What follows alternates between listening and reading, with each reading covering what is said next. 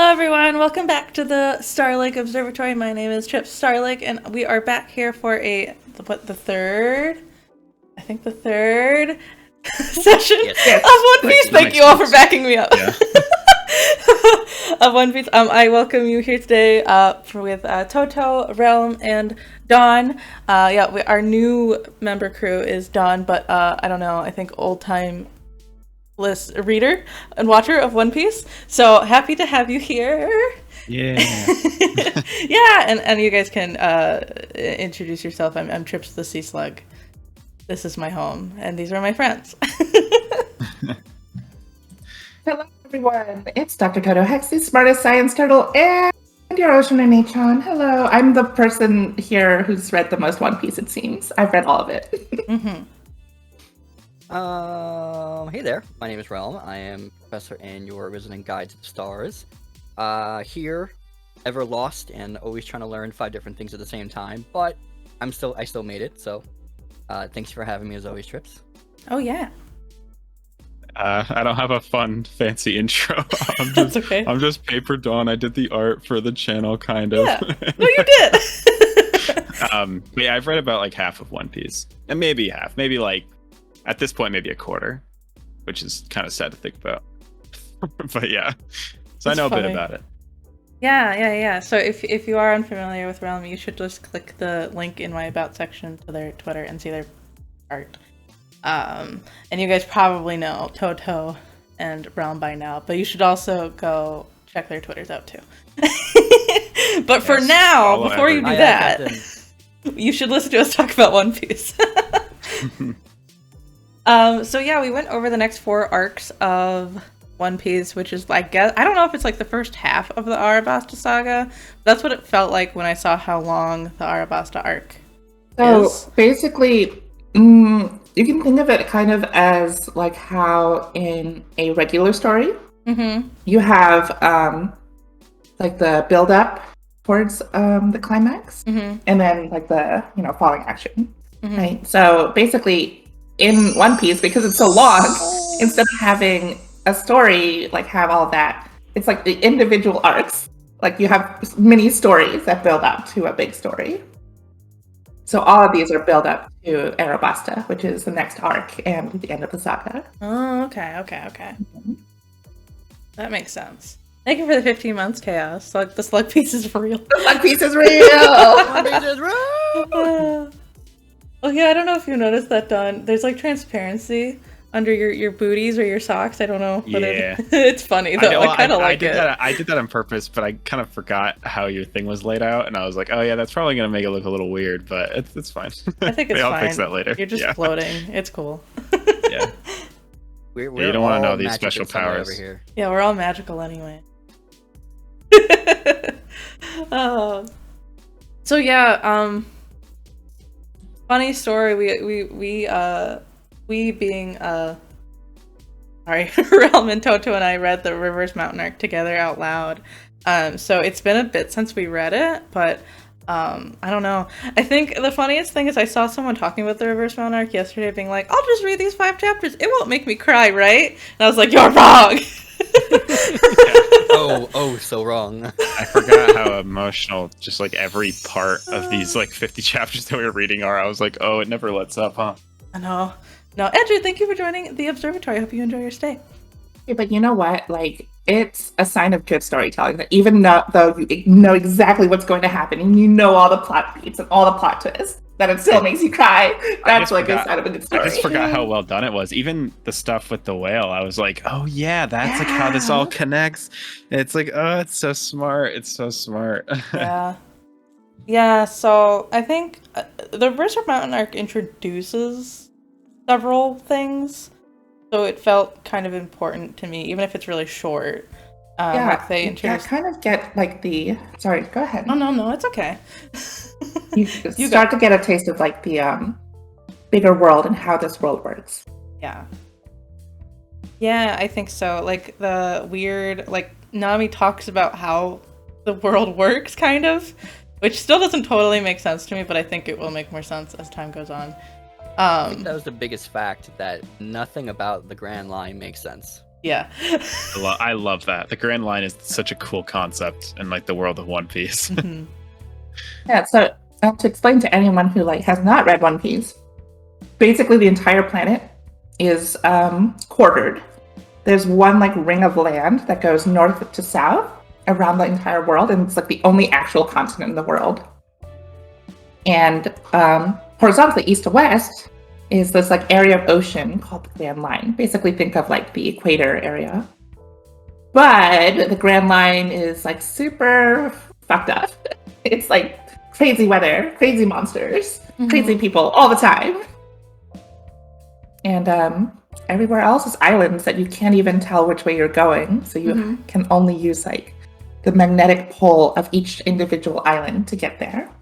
Such a cool idea. The way their like compasses weren't working because they were literally like on the equivalent of the equator. So they were just like, was it just like spinning or did it just stop or whatever?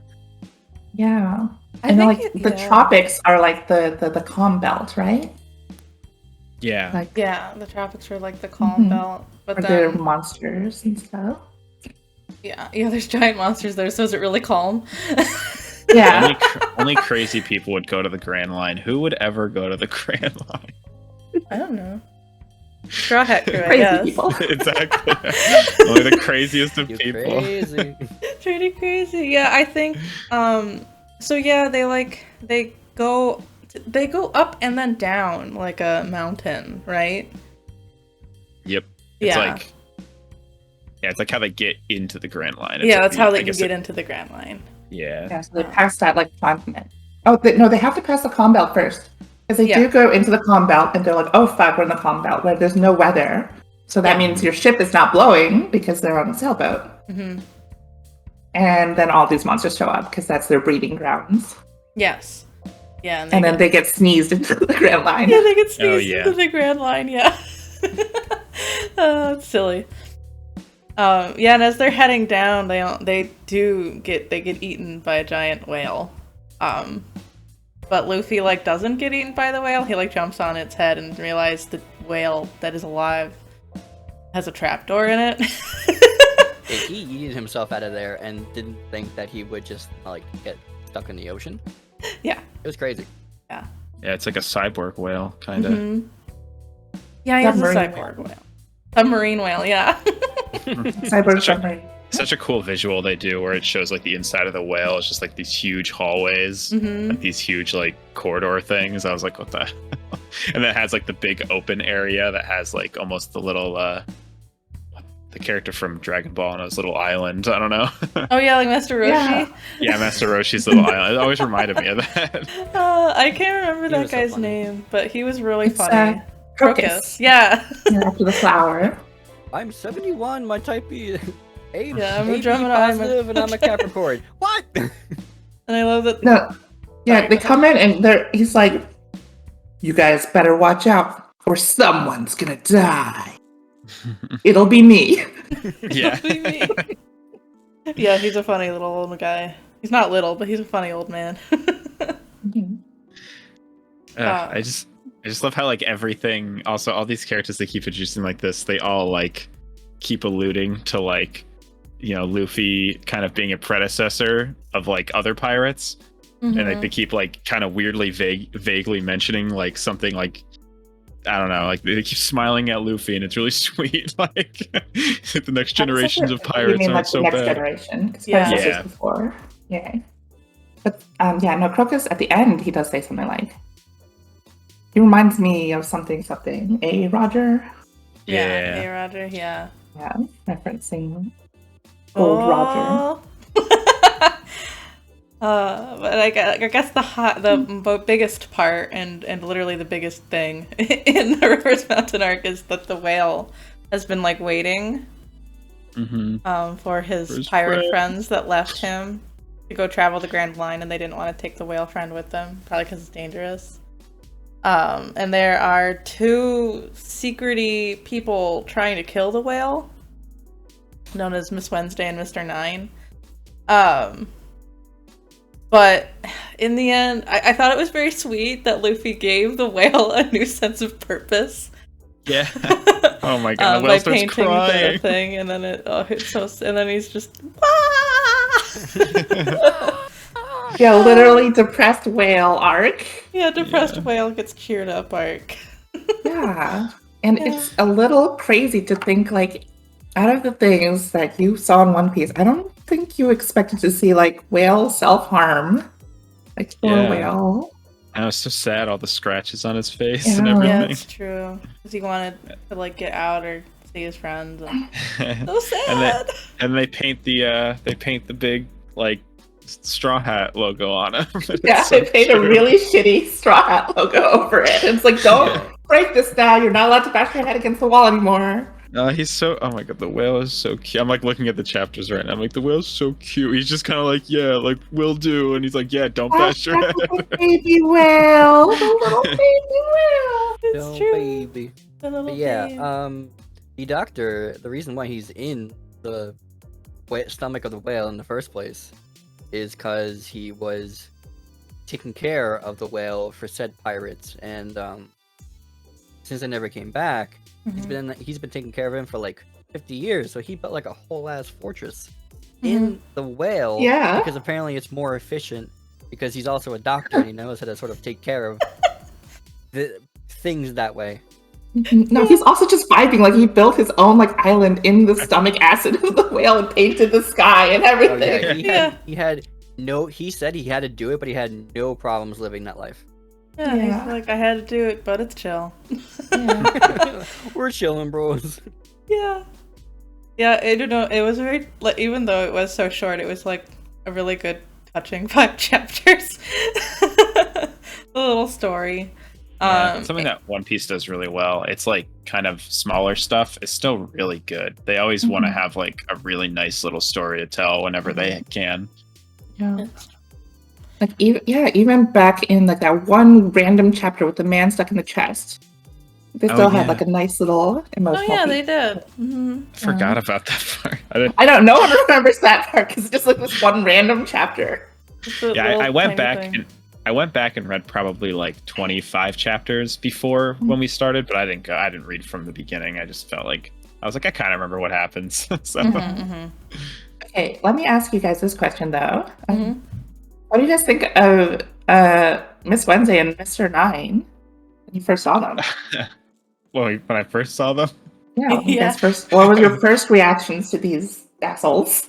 They reminded me of Jesse and James. I was gonna say. I remember thinking, I was like, oh, we got some like funny little one-time villains. I had a feeling they'd be bigger parts of the story, like obviously the Baroque Works thing. I had a feeling it was like, oh, this is gonna lead into something more, but I did not think the direction was gonna go where it went with them, or at least with her.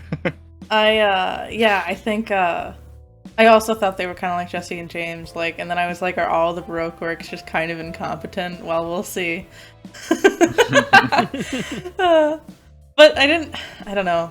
I think that, like, what they do, like, their like weapons and stuff are kind of cool though, but yeah. Yes. Yeah, there is a running gag that Miss Wednesday's Peacock Slasher never hits anyone. No. Really? It never hits. Have you noticed? Like, never actually hits anyone. Yeah. I also noticed that she took her little chains out from her necks. Oh yeah. And made a weird belly dance. Yeah. And like you said, never hit anybody. So I'm like, was there a reason? They actually had to censor her dress for the anime, even in the Japanese version, because it was too sexy. Instead of doing like the circle pattern, it was just like diagonal stripes. Oh yeah. God, yeah. Oh, really? Too sexy. Yeah, this is too sexy. Too sexy. Oh no. It looks a little silly to me, but Yeah, no, it's pretty silly. It's just like circles around the boobs, concentric circles. yeah, they are. I forgot. Oh, go ahead. I was just gonna mention. I think that's really funny. I was just looking through the chapter, the part where, Nami gets the log thing, and then like immediately Sanji like hits Luffy into it and breaks it. Yeah. Like, don't you worry about that, Crush. Such a good panel of like her kicking them like in the distance, and they're all just like kind of like drawn like little stick figures, but it's like such a good sense of motion to it. Oh, definitely. There's like hearts coming out of like Sanji when it's happening. He's fine with it. Yeah. I also love the continuity because in Loketown, I don't even know if you guys remember, but like literally, Sanji had Usopp help him carry this like giant elephant tuna fish Yeah. with them, and that's the one he cooked up. Yeah. And Luffy ate all of it. Yeah, he ate all of it. Yeah, Even I did the remember bones. that. Yeah. It feels very like this crew to have something really nice, then immediately break it. But it was okay because Crocus gave them another one. Yeah. Yeah. But then the Baroque works people are like, "Oh, you have our like log pose? We'll serve you. We'll follow you."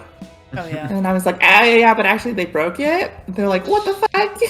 Yeah. Sorry.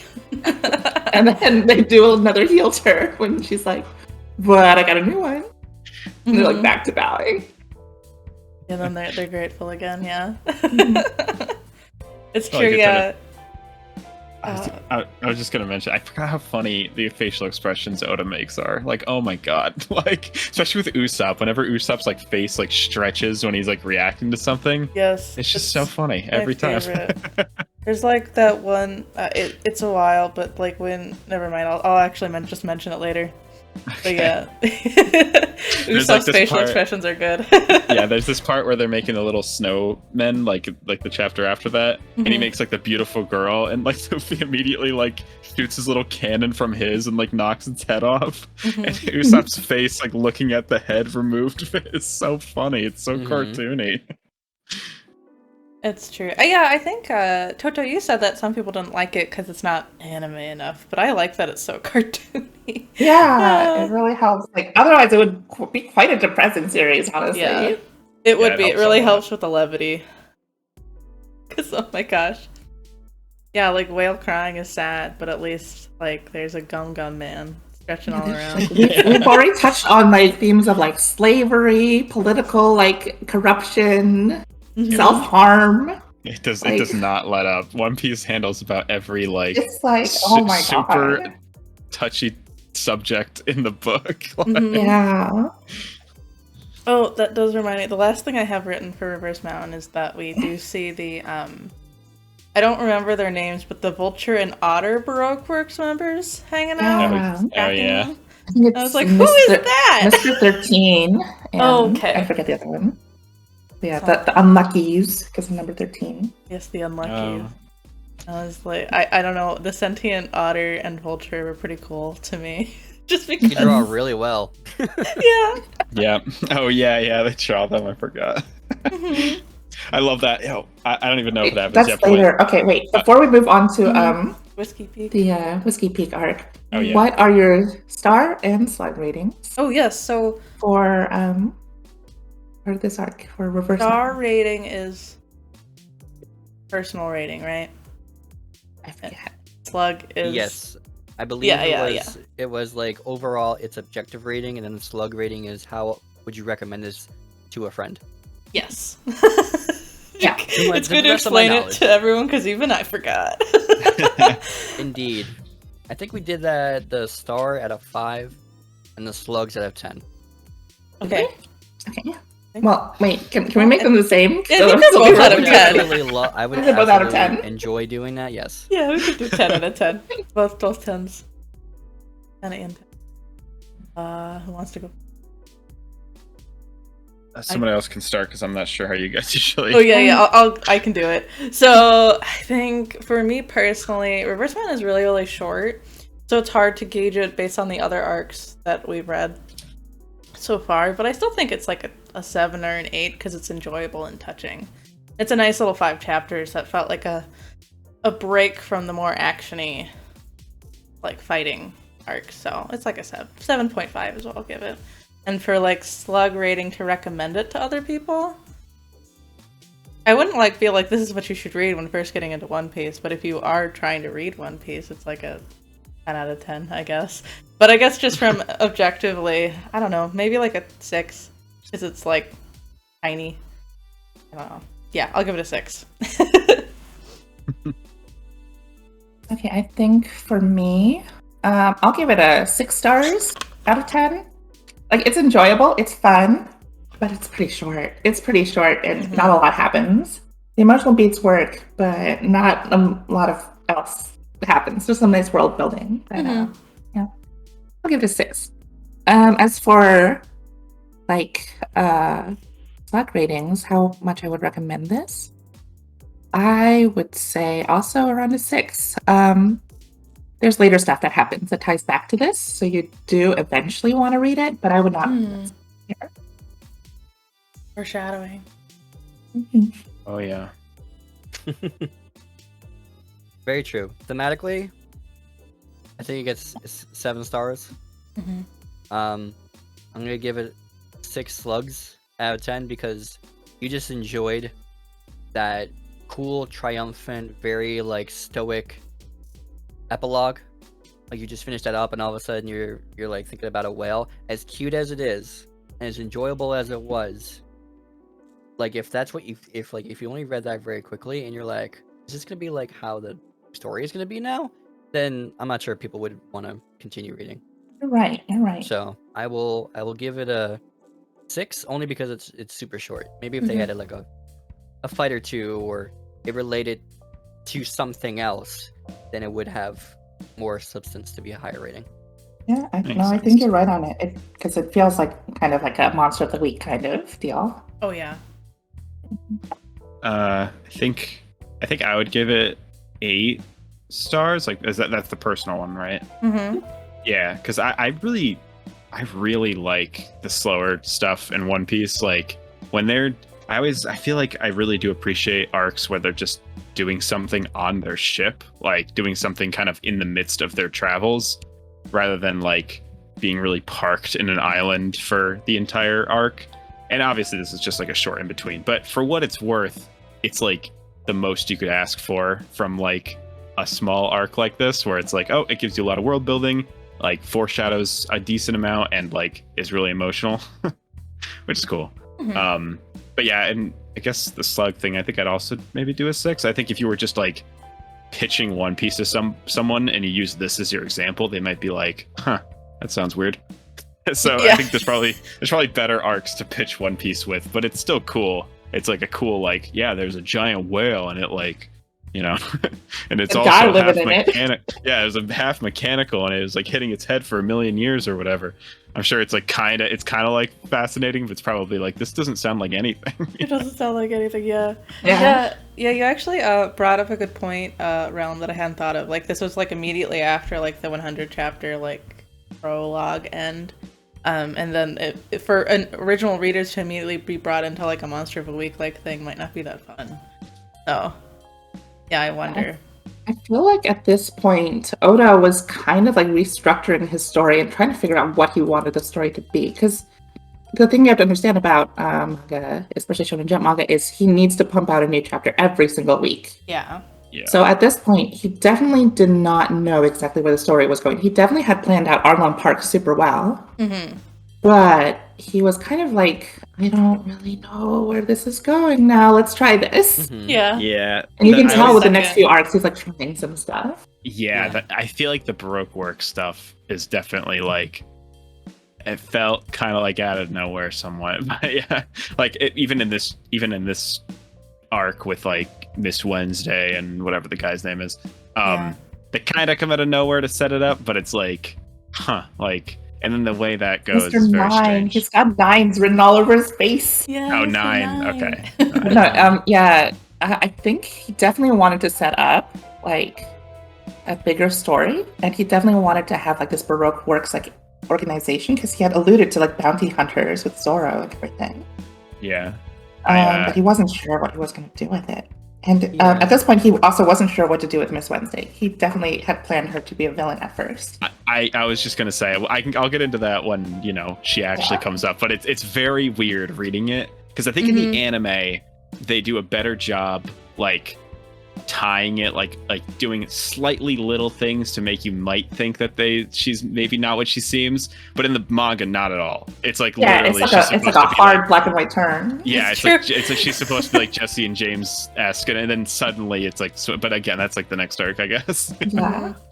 What I'd be interested to see is, I think the first 50 chapters we read, Toto, you mentioned that you could definitely tell that he was scrambling to come up with a cohesive story because he didn't really think that this was going to be like past a certain point, but then he was just like, oh, I think this is going to be something, like let's transition to a whole arc, and then that was pretty much like going to Arlong Park. And what I'm interested to see is after this, because obviously you said the Baroque works thing became an actual thing, like you learn so much more, it has so much lore to it. Curious to see the next time feel that, because I have a feeling that he's probably going to get so much better at this, you'll barely feel like he's scrambling, that he actually, like he's finally able to freely go about his story, and it just sort of works out. Yeah. Without saying too much, I feel like Arabasta is when that starts, in my opinion. That's what everybody's been saying. But I will say, like, yeah, you're right, because originally it was like he collects his crew for the first 100 chapters, and then the next part was supposed to be they fight like 4 big pirate lords, and then that's the end. Oh, really? But yeah, like the 4 emperor pirate lords, basically. But then he was like, wait, this is a super successful series. We better make it longer. We're going to add, like, you kind of got a mention of it in Whiskey Peak, like the 7 warlords. So that is like why One Piece is so long, because he added that. So he was scrambling for like ideas. Now he didn't have this like 7 warlords thing planned out yet. I never knew that. That's very interesting. You can kind of tell in some ways that it was a bit smaller scale, and then they upped the ante a little bit around this part. Yeah. Definitely. True. I think we can go to Whiskey Peak. We're kind of like heading there anyway in our conversation. Yeah. Yes. And again, like I'm not even sure if he knew if it was going to be like, oh, instead of 4, I'll have 7, or I'll have 7 and then 4 more, or like what? Oh, that's interesting. It's like, let's extend the series. Yeah, that's crazy. Worst idea you ever had. Yeah. Probably kicking himself sometimes, but I mean, that reminds me of The Simpsons. The guy who did it at the comic store. He's like, worst idea ever. Yeah. Yeah. What's his name? I can picture him in my head. Comic book guy? Yeah. Comic Is that guy. his name? Yeah, isn't that his name? yeah. Is it comic book guy? Yeah, Does he that's not his have a name. name? I don't think so. I think his name is actually Comic Book Oh Guy. my I don't know. At this point, they might have given him a name, but that's his like. Yeah. That's his Commonly name. known as Comic Book Guy. Do you want to guess his name? Is it like comic I book? want or to say something? Ned. Crispy High Five. Can you guess the name? Wait, what is his name? What'd you just say his name was? No, I said for a Crispy High Five. Oh, Could you okay. guess the name? You said his name was Crispy High Five. That's an awesome name. It would be. It's oh my god. It's like Seymour Butts. Oh, is it? No. is it? It's so random. It's so like casual. It's Jeff Albertson. Oh, Like what? It's so weird. I think they would give him a name now. Simpsons has gone so Crispy High downhill. Five better. Yeah, they didn't I give like him Crispy. a name. They didn't give him a name till season 16. okay. People be bitching about how One Piece is super long and how many seasons the Simpsons have. Oh my It's god, true. I have almost all of them on DVD. One So Piece. many. One Piece would never name a character like Comic Book Guy. They would just keep his name Comic Book Guy. Oh, definitely. They would, because then Luffy would be like, "Oh, It's you're the comic guy book with the face." I said, Yeah. "Yeah, I am guy with face." Well, I Such think a I banana. mentioned this. Been a long Before. time. Luffy. I mentioned this before, but in the first chapter of One Piece, when Higuma the bear like kicks down the door to the pub at the very beginning, when he like sees Shanks, in the next shot when he's exiting, the door is fixed, and then all these like SBS people like basically wrote letters into Oda and were like, "Why is it fixed? That is not canon, like, or that is a plot hole." Oh, And he's like, "No, this like little carpenter man who has like nails stuck up his nose came in and fixed it real quick. That's his job." And he gave him a name, and he comes back later. oh my god. awesome. Oh my god, that I must say, since we started reading them post Oh yeah, the stream, SBS. Yeah. I have now stopped at every SRS and have read them. I They're love so them. funny. Yeah. Trying Oda's to so do funny. good voices. Yeah, they're so. Oh my god. He's so So- sassy. I don't know if that's something that keeps up in like modern One Piece because maybe it's just too big now. Mhm. But like, it is so charming to like see how like he just interacts with the fans and it like gives so much good intel on like the series and how it's made and stuff. Yeah. I love seeing his sketches. He is the messiest sketcher ever. Like it is awesome. It is like the coolest thing to see. Yeah. Can you blame me for thinking of Sketcher Light Up when you said Messi Sketcher? Yeah, he wears Skechers. Oda wears Skechers. He's a Sketchers man, Skechers. 100%. While he's sketching. Okay, to answer your question though, Don, no, he keeps up with them. He still does Oh. them. Oh, he And does? he does like little sketches of like what ifs. Like what if the Straw Hats didn't like they turned 40 and they never met Luffy? And they're Oh, like just like super depressed, or like what would they look like if they were gender swapped? Oh, that's awesome. fun. That's something to look forward to. Mhm. At least he's open. He sounds open to like everything. Mm-hmm. Oh yeah, Like, oh I yeah. really appreciate that. Mhm. He's a cool He guy. doesn't forget about his characters, it sounds like, either, so that's pretty cool. Apparently he has like whole file cabinets of notes. Oh, wow. Yep. Yeah, he's kind of probably the most dedicated mangaka like might ever maybe question mark Right. like Good. it's insane how much like he dedicates this is his life, this is his life's work. Yeah, Like you he know, will live yeah. and die by One Piece. Yeah. Yeah. You know that one meme where it's like from It's Always Sunny with Charlie, just like with all the strings on the wall. He's like, "This is the Yes, conspiracy." yes. Mhm. That's like him with his own series. I'm sure.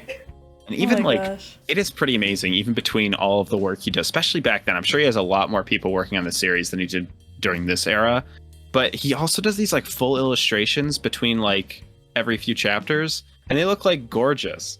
And I'm like, I don't know how he does it. It's like Yeah. And whenever he does a flashback It's sequence, he something. redraws everything. He doesn't Yes. like just take a snapshot of what he drew before. that is crazy. Yeah, super dedication, Oda Sensei. So bad I see. Yeah. Okay. Let's finally talk about Whiskey Peak. Yes. Let's go to Whiskey Peak. I get it. It's not the most exciting arc, but we should go. I love this part. I mean I guess I just Really? really like Zoro. I really Okay, like I'll shut up I really like Zoro, I guess. I think, yeah, for me though, I think actually for these last four these ones that we just read, I really like how Zoro is represented because Zoro's kind of just having a good time the whole time. Yeah, He's such like, yeah, whatever. He's such a badass. Like he's such a badass. I want to like I took so many screenshots while I was reading, just of like cool moments and stuff that I was like, dude, this part was sick. But like, I feel like if I send them, the chat won't see them. But yeah, all the Straw Hats get drunk or Yeah. Oh, yeah. So let's introduce the arc. here Yes, for the everyone arc. present. Sorry. Yeah. So the Straw Hats finally enter the Grand Line successfully after Reverse Mountain, Mm-hmm. and they get to this island filled with like gigantic cactuses. Mm-hmm. And they're like, "Oh shoot, we're pirates now, and this is a town. What if they don't like want pirates to like dock at their town?" And then the people are actually super nice. They're like, "Woo! Welcome to the Grand Line, party time!" And they all indulge in their vices of like Yeah. food, booze, gold, The guns, booze. girls. Yeah. Luffy turns Oh, into Gold a Glory beach girls. ball. Mhm. It's fun. Everyone is drinking and having fun. They all fall asleep. Quotation marks. yeah. Do any of them actually, besides Luffy? I think Usopp, Usopp and Sandra are out cold. Yeah. Kanji. Yeah, they have to get dragged back to the ship at the Oh end. yes, yeah, you're right. Mhm. God, I love this. I love this original squad too. These 5 are just so good. Mhm. As soon Yeah, as they it turns fall as- out, yeah. Oh no, you say it. You say Go it. ahead. No. Okay. Fine. No, you. As it turns out. Okay, Realm, finish my sentence. Oh. I refuse. Everybody is a spy on the island. They're not actually They're all happy. part of Broken. Bum, yeah. bum, bum. No one is really excited to have the pirates there. I guess they're excited to like mug them. That's true. They're excited to mug them, get their Yeah. treasure. But it's okay because Zoro didn't drink himself into a stupor, and he's like, "I heard your evil plan." And before anything else, he actually recognized, like, oh, organization based on getting bounties for people who have mysterious aliases. You have to be broke works. And then he proceeds to have a fight with everyone in the town while doing like guerrilla warfare stuff. And I think rolling around, destroying everything. True. I do like that Zoro's just like, he's not even taking it seriously. He's just like, these guys suck. He's like fighting them all. He's just smiling, having a good time. Yeah. There's like the shot where he has like the sword through the guy's hair, like the good swirly, I don't remember his name at the moment, the swirly hair guy. Oh yeah. Yeah, he has like his sword through his hair and he's like got his back to his back. It just looks so cool. I was like, oh my god, what a cool guy. Yeah. And then that one where there's like the nun and the kid, and then they're like, please don't hurt us. And then they pull out guns. But by that point, like, he's already knocked them out with the back of his sword. He's like, too bad I'm not a nice guy. Yeah. Call an ambulance, but not he for says, me. try that on someone with a heart or something. Yeah. What a there's your fan base. badass. I love, and I something I guess specific about One Piece that I did notice that I do is I really like when I draw my own characters, I draw them with just pitch black legs, like silhouetted legs. I do that all the time. One Piece does that, and I think I probably was like a little bit inspired by that because I was looking at some of the panels. I'm like, man, they do such a good job with Zoro's legs. It's like such a specific thing, but they're like always angling them in such cool ways, and they're just silhouettes. So it just looks amazing. Just constantly looks amazing. I think it's one of the things when I was trying to learn how to draw, that happens once every 2 years. So I'll get that feeling again soon. But definitely the first thing I always want to learn how to do is like fighting poses. Oh yeah. Oh my god, dynamic poses always do it for me. Yeah, it's something I cannot do. So it's really cool when I read something like One Piece and he's just a master at it, like question mark, like literally just like the perfect mangaka can do like any pose he wants and make it look like super stylish. I don't know how he does it, but it's like, oh my god, it's so cool to read. You're totally right, because even though the art style is goofy, like even in the early scenes, like even in chapter 1, like the action like poses are really well done. He just has an eye for it. It's like everything he does is perfectly in proportion with like his characters, but also like conveys like the action like perfectly. Like even like some of my favorite manga, I could say like sometimes it gets a little confusing. Like stuff is happening and you kind of lose track of what just happened in that scene. Especially, I don't know if it lets up, but like right now in One Piece, these chapters I was just reading, it's like I hate to say, like I don't want to be like too like overhyped. It's like perfect. Almost like it's literally like never does that. It's so cool. It's like it's so well done. You really like it, you should gush about it. That's fine. I mean, you know, I can be an advocate for that without even seeing it. Just how we know that he's had 20 plus years of experience doing this. So if he knew how to do it from the beginning, he's only had time to perfect it even more to a higher degree. Yeah. But you can definitely tell what type of, I think we were talking about this with the book portion of our book club. You can definitely tell what type of writer or what type of publisher somebody is just based off of, I don't know, whatever you see.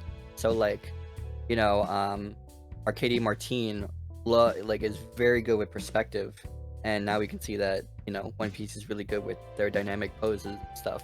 So like, but the story is there too, which is bonkers. It's just like, just goes ever expansive. Yeah. It's the whole package. I will say, I think One Piece, actually, the action poses are not as good as some other series, like old Dragon Ball, like Dragon Ball Z. Like those have actually really good action poses as well. That's why they're like such a popular series. That's true. But I will say, I think the faces are done really well in this series. Yeah, I think the facial expressions really capture their whole emotion and the whole vibe in one shot. You can immediately, like, no matter how old you are, I feel like you can immediately tell what every character's feeling. Oh yeah. He just takes their like emotional face and turns it up to 11, like to the ugly cry where your snot is dripping out of your nose all the time. Yeah, it's awesome. And I don't know if it's I don't on know what you mean. purpose or not, but I think like Luffy's not a smart guy. He's just not that intelligent, but he does have good emotional intelligence, and maybe Oda does too, and that's why he's so good at drawing faces. I don't know. The battle later on, I won't say much more, but the battle later on with the person who can alter emotions, I'll only say that much. When he was like sitting with her, you could like tell that he was like, oh, I guess this is what I'm feeling, but then you can tell that he's like trying to resist it when he was just getting so perturbed and saying like, oh, I like this tea. You could really explain it well. Yeah. I think honestly, I don't know. Whiskey Peak isn't. I don't know. It's really kind of rough and tumble, I guess, because it's just constant fighting, and then like eventually Luffy wakes up and he's all mad because like, Zoro, why'd you beat up all these people? And then they start continuously beating up all the Baroque Works member while beating each other up. Yeah, and then like Mr. 5 and Miss Valentine show up. Yes. Oh my god, Mr. 5. I was like, oh, he's like Bakugo, and then he was like literally like Bakugo. Okay, but Bakugo doesn't pick his nose though. He should though. That could be his power. Explosive boogers. Explosive boogers. Also, this is when a fire shot. This is when you meet quote unquote Miss Wednesday's duck too. It's true, Karoo. Yeah. It was so cute. It's true. Karoo's really cute. Actually, over these entire arcs, I'm like, what's with all these adorable animals? I love them. Yeah. One Piece does a really good job with their animal creatures. Mm-hmm. Okay. Go ahead. Keep going. Yeah, I think I don't have everything written in order, but that's okay. Nami eventually wakes up, and like the me guys like, oh no, they're searching for the Princess of Arabasta, and it ends up being Miss Wednesday, whose real name is Nefertari Tvivi. I don't know if I said that.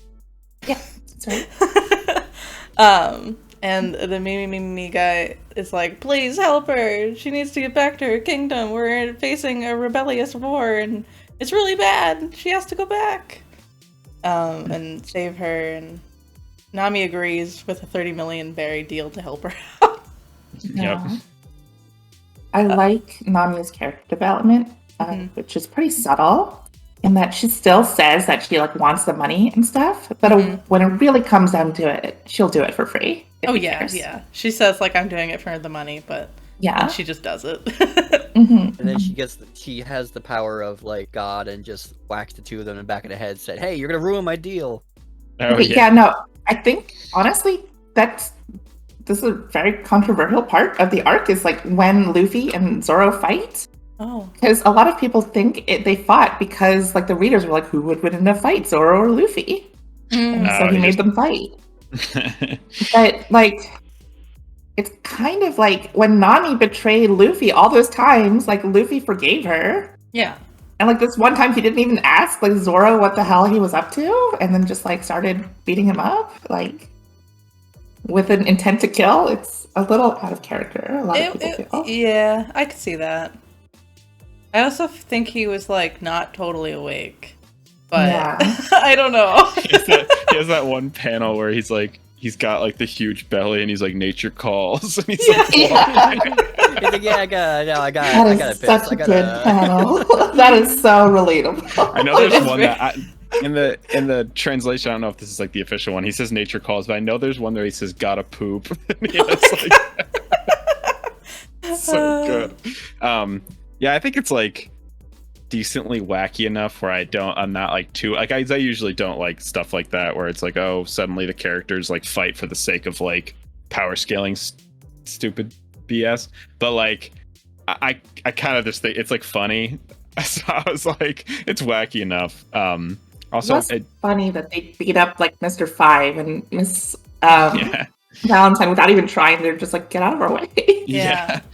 Have you ever seen the 4Kids part? Like, there's like I remember seeing it getting tossed around. The moment when Luffy like starts the fight with Zoro in the 4Kids dub, Zoro like screams, like he's like Luffy, but it is such an emotionally charged scream. And I remember seeing It's so funny. I remember seeing some post the caption like 4Kids must have like threatened this dude's family to get him to stream weapons.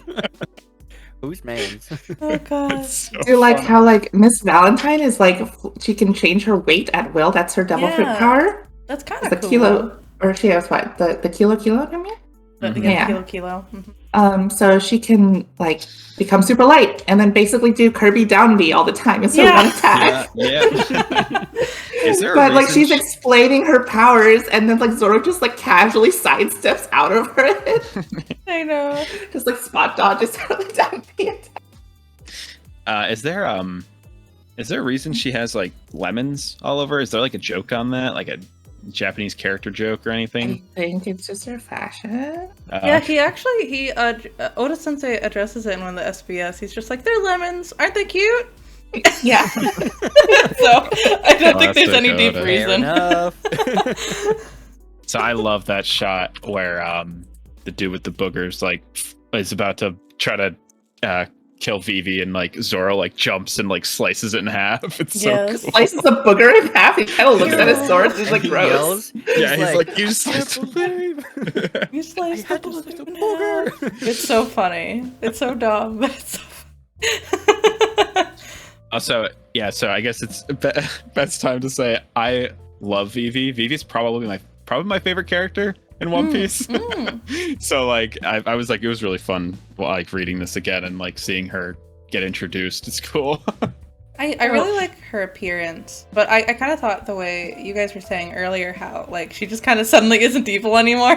I know. I was like, okay, I guess you're not anymore. That's fine, I guess. Okay, fine, whatever. Yeah, I was about to ask what do you guys think about that whole like sudden shift? I mean, it's kind of like everyone is kind of just having extreme emotional changes in these scenes. Like Luffy's fighting Zoro for no reason. Vivi's like, I'm not evil now, and I have to run away with my adorable duck steed. And I don't know, it was just so everything was happening so fast. I didn't really have a chance to like take in Vivi until the next arc. Yeah. Is what it kind of felt like. And then Yeah, also, what did you think of like the reveal of her saying like, "Oh, Mr. Zero," but I can't tell you his real name. Oh, And she yeah. casually drops his real name. I think that's really funny. It's just like, oh, she's dumb like everyone else. Yeah. What'd you think, Rel? I liked it. It was the weirdest slice of life I have seen in a while, but it made a lot of sense. And I think the transition to the Baroque Works arc-esque thing was pretty nice. Mm. So I love the fight. That's what I Mhm. love those. I like to read like I said, I love dynamic posing and stuff. So I like to read a lot of like fight manhwa. Mm-hmm. And there were a couple ones recently that had like a street fight taking place like through the city of something, and then you got to add Zoro, add his funny lines, add his gravitas, and there you go, you have a fan base. So I digged it. Mm-hmm. I think the Vivi thing is probably one of the worst examples I've ever seen of you very obviously seeing he's thinking of it as it's going on. It's like one of those circumstances where it's like, there's no way he planned that. Like, it was definitely something he thought after he introduced Miss Wednesday. He was like, oh, I think I want to like, he started probably planning the next arcs while he was writing that. And he was like, oh, how should I introduce this character who's going to be important? And it's like, oh, well, what if I make her one of them? Mm-hmm. And then he was like, you had to like scramble to figure it. Because like one thing that they would, if this was established, they would not do, if you were supposed to care about Vivi and like be on her side, they would probably make her not hurt anybody when she was evil. But she like does kind of like, she like, when they're first introduced, they are like causing some havoc. Like they are being like kind of evil, like Yeah, they are trying to kill a whale. Like, yeah, it's like not just like played for like laughs. It's like, oh yeah, these guys are kind of a menace right now. That there would have been way more kind of subtle like foreshadowing if it was planned. But I remember back in the day, some of my friends were like, no, it was definitely planned, and I'm like, and now that I read it, I'm like, no, definitely not. Yeah. So I will say you're exactly right, because Oda has gone on record basically saying, I needed a princess for like the next arc in this saga. And I was like, oh, she's kind of pretty and she's already here. Yep. Uh, And I mean, like, I don't like think her it's done hair. horribly. I don't think it's done. Yeah. I don't think it's done horribly when everything's all said and Mhm. done. It like makes some sense. I just think it was like it could have been foreshadowed better. It's like if it was planned from the beginning. It just doesn't feel foreshadowed at all. It just kind of feels like out of nowhere.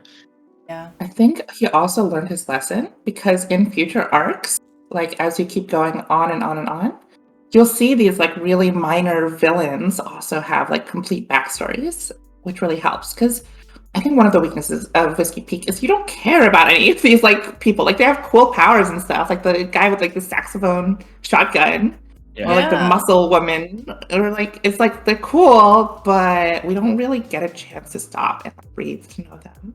That's true. True.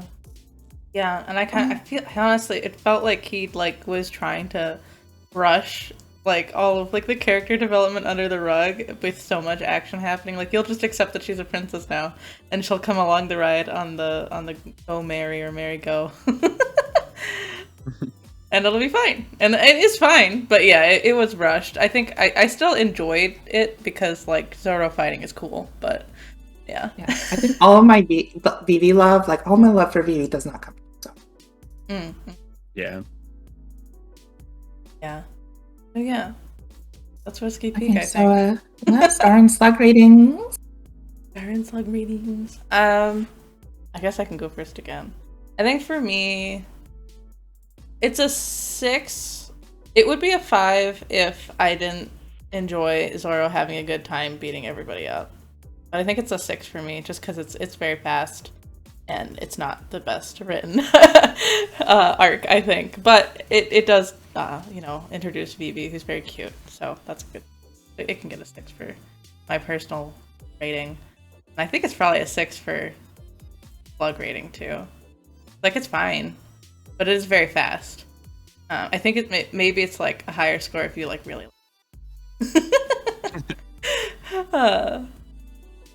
Yeah, yeah, 6 and 6. Oops. Last, I'll go last. Who go last? I'll shoot the shit. I will say 5 for the stars, because I think Zoro carried it, and like you said, I may not be the connoisseur of One Piece right now, but I could also tell it was very clearly made up on the spot. I know how to bullshit, so I can see it when it happens somewhere else. So I'd say 5 for the stars, and actually say it's 6 for the slug rating, because you may wonder like why Miss Wednesday and Mr. Nine was on their ship in the first place, but having them there and seeing like them and the party with their different vices, like you said, you could definitely like sort of understand who they were and get to figure that out more. So if I had to tell somebody like start it over there, I'd say Wait, we Sure. forgot one part of this arc. At the very end, Miss All Sunday shows up Oh yeah. Oh gosh, you're totally right. and like steals his hat for a hot minute and is like, "Here's the log post to Arabasta if you want to go." And they're like, "This is an obvious trap." Yeah, and he's like, no, and he crushes it in his hand. Yeah, and it's like, "We're gonna take the dangerous route." Yeah, Just or, like, ha. yeah, you can't tell me where to go. It's all Sunday. Yes, Miss All Forgot about Sunday. that. Yeah, and then she like blows up Igaram. Yeah. Oh yeah. She blows up the wig dude who like had cross-dressed and pretended to be Vivi. Oh yeah, That part, yeah. that panels, you don't see Vivi's face during that part. That's pretty cool. Like, they posed that really well. Okay, does that change your ratings at all? I don't think it's. I don't think No. that I guess would I knew she was introduced, but I forgotten it happened at the end of Whiskey Peak Yeah. and thought it was at the beginning of the next one. I'm gonna say 6.1 because It's There kinda you go. interesting. 6.1. I That mean, is she it. looks cool, but like that's She all. does, She's just yeah. cool looking. I need more that's literally why. substance. Mhm. Where's the pizzazz? Hot cowboy lady isn't good enough for you. She's cool. Okay. I gotta know her personality more. Yeah. sorry to interrupt you, Dawn. Oh yeah, that's fine. Okay, so I guess I would I'm just so biased. I just really like Vivi. So That's like I mean I probably give it like a 7 for whatever personal star rating. It's fun. It's like it's got some quirks, and I do sort of, after the sort of like whiplash of it happening, I do like the explanation of her, you know, being like, oh, I was undercover, and then like getting a little bit of an explanation on where they should go next. It just sort of sets up like what they have to do. And Vivi has some good scenes, like the part where she accidentally reveals like crocodile or whatever. Mm-hmm. I was like, that's funny. I like their reactions. But then, like, I guess objectively, like if somebody was trying to start with it, it probably would not hook someone. It would probably be like, what is happening? So also I just feel like it doesn't, not everyone really gets, like, it's really only like Zoro, Nami, and Luffy. Like, Yeah. Sanji and Usopp are basically MIA the entire part. So it's only a few chapters, but you know, it's like maybe like 5 slugs. Yeah. Okay, so I guess I didn't want to say it because I'm the controversial one here. I give it like a 4 stars. I don't like this arc. This is like right above like Syrup Village, which is my least favorite arc, which I think I gave like a 2 or a 3. Yeah. Oh, Syrup Village was a slog to get through. But like this one, not my favorite arc. I don't like as much of like the constant fight scene, especially the fight between Zoro and Luffy. I didn't like it. I like the Zoro beating everyone up in the anime. That's fun. Yeah. And then slug rating like a 1. Don't start here. Yeah. If you start here, yeah. you'll be like, this is just like every other shonen manga. Yeah, Because definitely. it is like, this is like definitely when his writing was very like, you know, by the seat of his pants, and it feels very much like every other shonen manga, like fighting manga. So I give it a 1 slug. Don't start here. I do agree with that. I enjoyed the initial fighting, and then I was like, can you be done now? Yeah. I like introducing cool powers and stuff, but like, yeah, definitely the one to recommend to people who are just getting into One Piece. It's true. Plus, I like in other arcs where they mix up like plot with the fighting. I like that they break it up. I think another thing that like brings it down for me is the world building is really weak in Whiskey Peak. Yeah. Like the idea of like, oh, it's an entrapment island. And yeah, it has the cacti, which you find out later are mountains.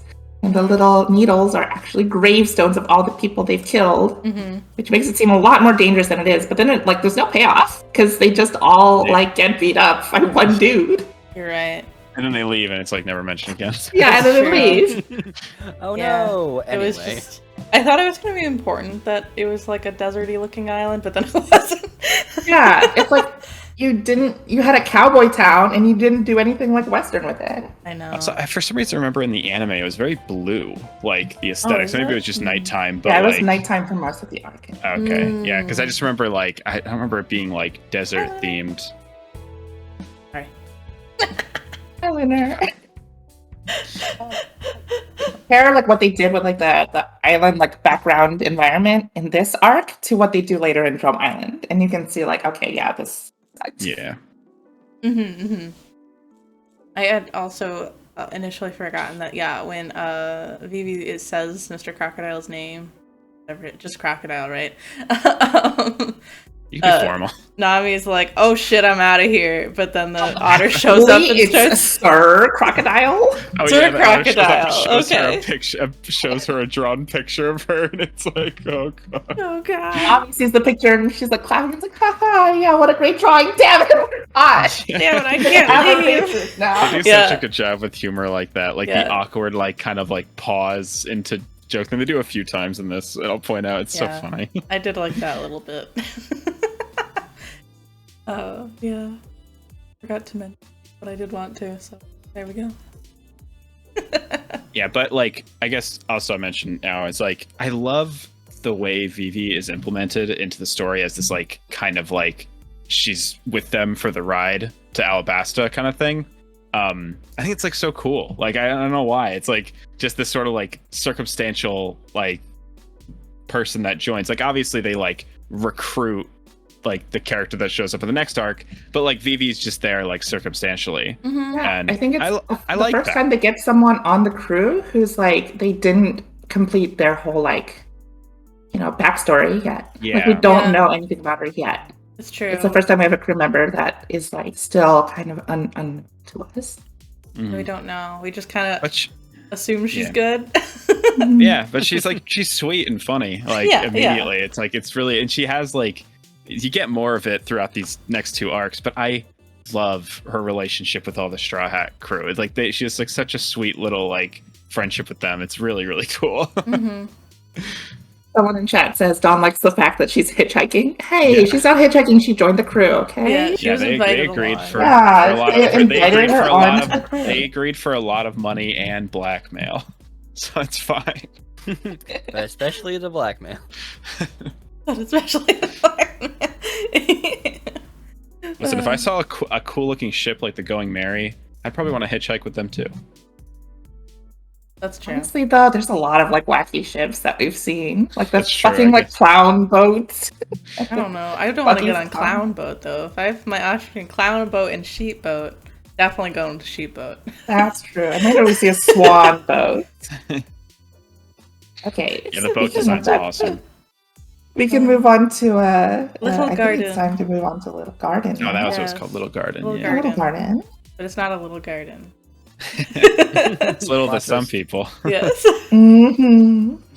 Yeah, so the crew arrived to Little Garden. It's the next island the log pose takes them to. And they realize it's a deep jungle with ginormous animals. So much so that I think Nami says the island is stuck in the prehistoric era, and then there's dinosaurs show up, and cute Jurassic Park theme. Yeah. Life finds a way. Yeah, and then I was like, oh cool, dinosaurs, and then giants showed up. Yeah. And these giants have been engaging in a 100-year duel that they start fighting every time the volcano goes off, but they don't even know why they're fighting anymore. And Luffy and Usopp think they're the manliest, coolest people they've ever met. Because they are. Because they are.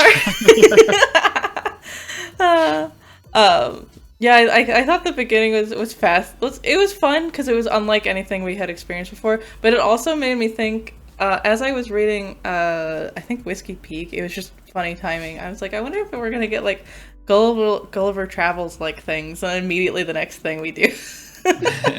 Yeah. Yeah. I think this is the first arc where you kind of see how exotically wacky these worlds can get. Mm-hmm. Because so far it's been pretty normal, just village, and then now he starts playing with weird world building. What if dinosaurs though? Yeah. Yeah, There what was if an dinosaurs? entire race of giants. Yeah, and to them, this tiny island of gigantic trees is considered a little garden. And I think the fact that starts right when they get in the Grand Line is really cool, because it's it really sets up how this is different, this is weird. And same with, I think it's really cool that I don't know if it's every, I guess not every antagonist, but more antagonists start having devil fruit abilities too. Yes. Yeah. Which is cool. Yeah. Makes me. I still have the question of where are all these people finding these fruits, but I don't know. Good question. No spoiler. All right. Actually, I don't think I even got to that answer, so I don't even know.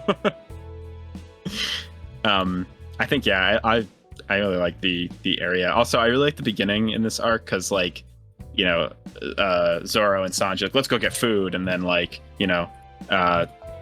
Vivi and Luffy are let's go find something. I don't remember what they do, but I like how it always ends up being Usopp and Nami being we don't have we're not super freaks, we're just people, We're they're just always normal. I love Usopp and Nami have such a fun little dynamic because they're the two that are kind of the most normal for a while. Yeah. Yeah. And then Vivi goes with Luffy to get some character development too. So that's Yeah, she Yeah. does. It's Good for her.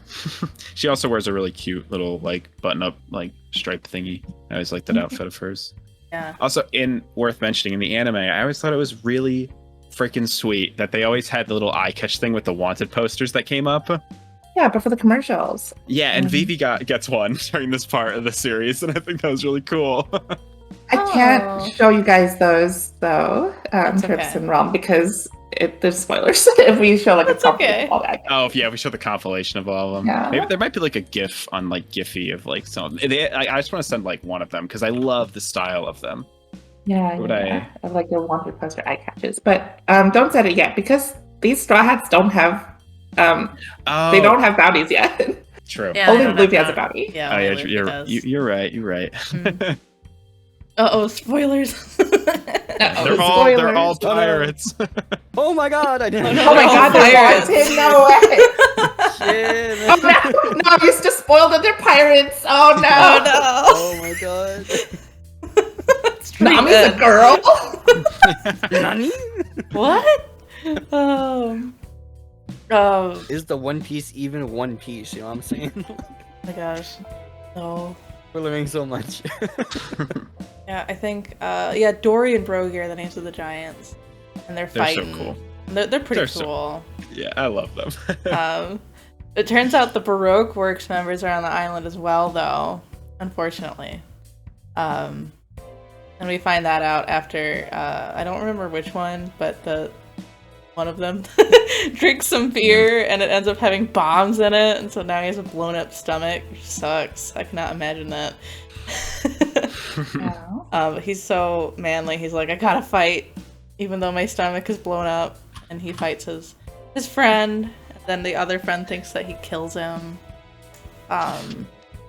Very interesting. And then he starts crying, and I'm sad. I'm like, no, his friend died. Yeah. Oh god, that part was. You so won, sad. but you also lost. Yeah, you Dory lost. was the one who got his stomach blown up. Okay, I want to ask you guys though, like, how do you feel about their whole like feud? Because they're basically fighting until someone wins, and they also like forgot what they were fighting about in the first place, and they're still super honorable about it. But like, I think it it wraps around with its theming of like a purpose, like, you know, a treasure really well, where it's like it doesn't matter why they're fighting, like that is what they love to do, and it's like that's really sweet. Like I think that's really cool. And the way I guess we'll mention it when it comes up, but like the way it wraps up and like why you find out why they're fighting is like really sweet and cool. Like I don't know, I love just it. like get the fuck out of there already. Go back home already. God, you guys have spent forever here. Like, what about all of your other people? Like your other pirates? Like, what happened to them? They just ditched you here? Like, Probably. And I think they did a really good job making the villain in this arc despicable, because he basically has like no respect for their life and like what they want to do. So it's like when what's his like Mr. 3, when he's being evil, it's just like, oh my god, I want this guy dead. Like, Okay, Realm, what did you think about the giant arc? Giants. You. I was in the pile with Usopp and Luffy where I was just like, they fucking messed up the honorable fight. How dare you? It's cool that you use a volcano as a clock, but how dare you? You messed it up. And I wanted them to all get destroyed by their own candle works. Yeah, Mr. 3 is such an asshole. he's so despicable. And like Oh, his introduction gross. where he's like, "Oh, settle down." Oh, what's his partner's name? Miss Miss Golden Week, right? Miss Golden Week. Yeah. Yeah, because they're all named after like holidays. Miss Golden Week. Don't say my name out loud. You'll give me away. And you see his like fucking hair, and it's a fucking like flaming 3. Yeah, and they have the doom in the background of that scene. I think that's so funny. It's true. His fucking glasses have like a 3. Oh He yeah. looks like such an asshole. Like, I knew that his type of character would be beat by just brute stupidity and force, but I really wanted to see it manifest right then and there. I'm like, oh my god, these guys hate it. One of the most satisfying like little villains for them to take out easily. It's so satisfying watching him get beat up because you just hate his guts. Yeah. Yeah, because he just thinks he's like better than everyone else, and just Yeah. also I think- his devil fruit is gross to me. Yeah, Like, it His is. wax fruit. He's gonna make everyone into wax figures. Yeah, And he says something like the giant, instead of just like killing them outright, because he could have done that. He could have just smothered them in wax and killed them outright. He like Yeah, you traps could've. them, Yeah. kidnaps them with like the wax statues, and then makes this giant like candelabra like fucking thing to like Yeah. slowly change them into wax because he wants to see their anguished faces as they turn into statues. Yeah, he also like he purposely disrupts their feud just to like mess with them, and it's like like cracks knuckles like I'm gonna kill you. Like I hate this guy. Oh yeah. It's true. I think it's fun that it's just a very clearly evil villain too. Like whatever. We want this guy to die because they trap Brogy in like the swords. They like pin his swords in his. That's like so painful looking. Also, actually, I have a question because I think I just missed it. How did Luffy get stuck under the thing, and what was the thing that he was stuck under? Okay, so there's those gigantic bones. Yeah, are they island, which you don't understand until Okay. later. They are the bones of like the we find out later they're the like giant sea beasts things, that the giants hunted. And Luffy was going to stop their fight because he was like, no, you can't fight, you're hurt. And then Dory like basically picked up the skeleton off screen and slammed it down and trapped him like Sun Wukong style under the mountain. Okay. And it's like, yeah, you're not gonna stop her fight. Yeah, I was just like, how did he get stuck this time? I think I just missed it. Yeah, no, it was off screen. Okay. Not your fault at all. Yeah, a little thing I like about that scene too when he's like trapped is like Luffy's getting like super frustrated because he wants to he doesn't want their I was gonna say he like doesn't believe that he would have done that. The other giant would have done that, and like while he's getting super frustrated, I like how Vivi is like slowly realizing he's like, what is with these guys? Like why does he care so much? Yeah, no, I'm in the Vivi camp. Like I don't get these giants that much. I'm like, why? It's pride. Yeah. Oh yeah, the other thing. Well, like, I think it's fun that, like, one, Zoro's really trying to get out of this with the wax candelabra that he's been caught in with Vivi and Nami. So he, like, Zoro's so good in this arc. He starts cutting off his legs. Yeah, he's like, okay, if we're gonna get trapped here and we're gonna die anyways, I'd rather go die out fighting, right, Giant? And he's like, Giant's like, okay, let's do it. Yeah, on the count of 3, I'm gonna chop off my legs so I can get out of this thing, and you're gonna like rip off like all of your limbs. Yeah, they're nailed down and just like go after this asshole. And like just then, right when they're about to do, he's like 1, 2, and then like Usopp and like Luffy show up to like stop them. And you find out later that he already started chopping through his legs. He got about halfway through. I love his reasoning too. They're like, "Why would you do that? What are you gonna be able to do?" He's like, "I mean, it's better than just sitting here." Yeah, he's like, "I'll figure it out." I'll figure it out. Yeah. And then when they realize like it's taking too long, he's like, he strikes a pose. Yeah, he's like, "I'm gonna be a statue. I might as well look cool." Yeah, if I'm gonna die, might as well be a cool wax piece. Also, little cool as like art thing I really liked, and right before that part when the giants are fighting and he like slices through one of them, it's really cool that they see the blood splat from like really far away because they're huge, and they like see almost like a huge like spiral of blood in the air coming from like way far away. It just looks really cool. They did a really good job with that part. But yeah, that was like the whole scheming thing with number 3 with his big candelabra thing was just like, hey, it's like so evil. It's like they turns them into wax from the inside out, I think they said. It's like, Jesus. And then the parts that you talked about, Realm, earlier. With the colors. With Miss Golden Week. Oh yeah. Yeah, because she can use like special paint to change people's emotions, and so she starts playing Luffy very easily. And they're all yelling at him, getting mad at him for him not reacting the way he wants to. Did you want to say something about that? Because I know you said like you would save it till later when we got to this part. Oh, well, I was just saying, you're right. I was relating it back to your discussion of how easily the author can portray emotions, even even as complicated as for the fact that during that sequence, she controlled Luffy's motions to be calm while he's trying to save his friends from not freezing, sorry, like, you know, being waxed and solidified. And you could tell that he's like, at first he's enjoying the stereotypical trope of, you know, him being a dummy and just be like, oh, this tea is really good, oh, this is nice, you know, like going along with it. But as soon as you see that he's actively, like, you know, portraying somebody who actually cares about his friends, he wants to go wants to go save them, and he's trying so hard and he can't break free of it right now, that, you know, you can see that he's distressed, he's frustrated, he's upset, but he's like persistent. So, like, probably the most Luffy-like thing I saw when he was trying to escape out of that. Yeah, it's really charming. Yeah, Luffy is a fighting type Pokemon. He is weak to psychic type attack. True. I think Miss Goldenwick's powers don't even come from a devil fruit. It's just like weird hypnosis. Yeah. Just is good at hypnosis, I guess. It was interesting because I didn't know if she was going to be as evil as Mr. 3, but I guess she is, because she just is very complicit in whatever they're doing. So Yeah, it's hard to get a gauge on her.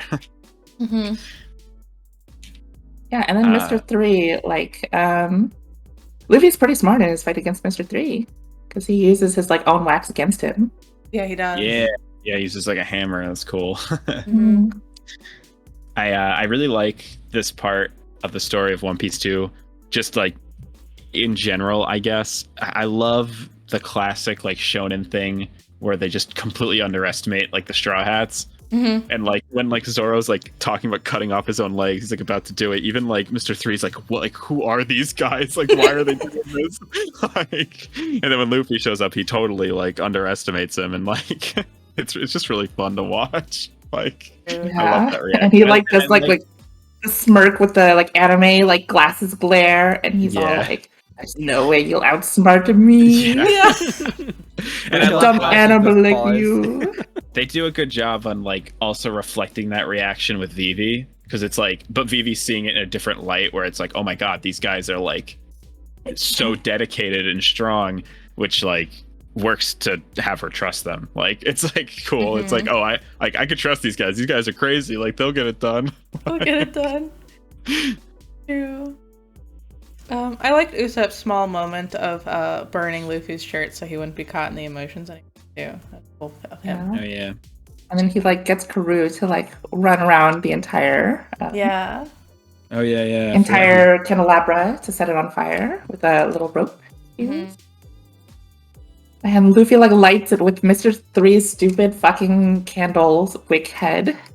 Stupid guy. Yeah.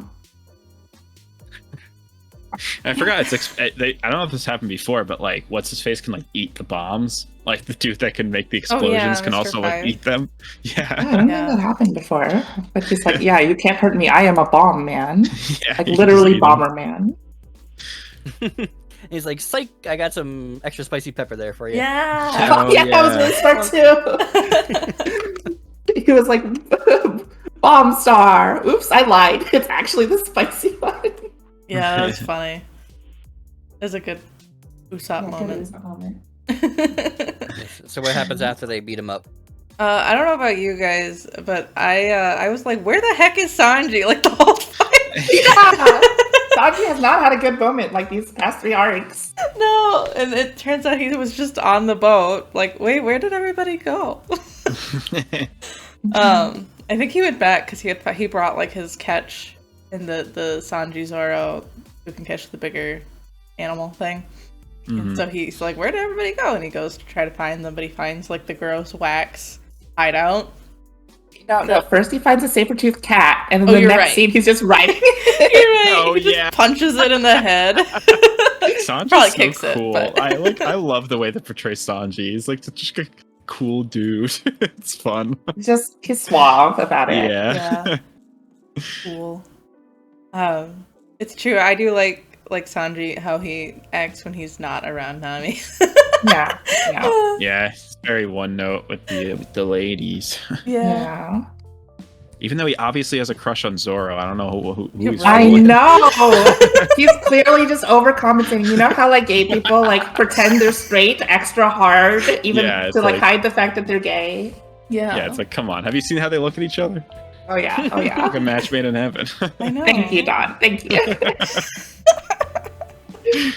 If there's one thing I haven't escaped, it's definitely ship art of them.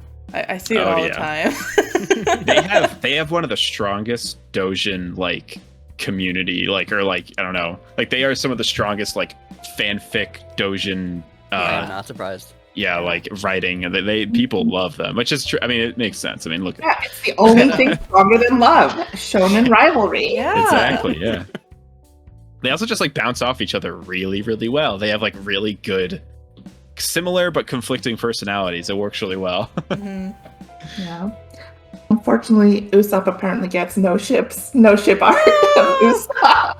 Oh, Wasapu, no. that's sad. Mm. I like Goose.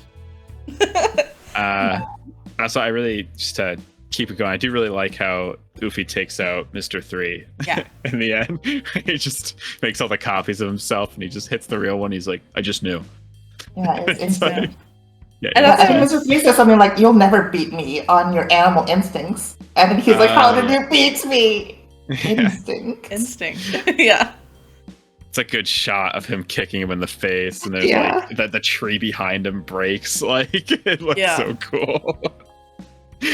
Okay, but Trips, you were talking about what happens with Sanji in the little... Oh yeah, okay, really I'm just capitalizing on it because the Den Den Mushi shows up. And I love the snail phones. No, yeah. Yeah, Sanji goes and he's like drinking tea, but then he gets a phone call. The phone rings. And it ends up being Mr. Zero, the leader of the Baroque works on the other side. Sanji tells him that, like, oh, we did a good job. The Straw Hats are dead. We're gonna head back soon. Somehow it works out in his favor. I guess maybe the snails really alter your voices over the phones. Yeah, I think in the anime, it's the snails talking and transmitting your voice. Oh, yes, yeah, I do The remember snails that. are actually like the sound isn't coming out of like a speaker; it's coming out of the snail's mouth. Oh, that makes sense then. Okay.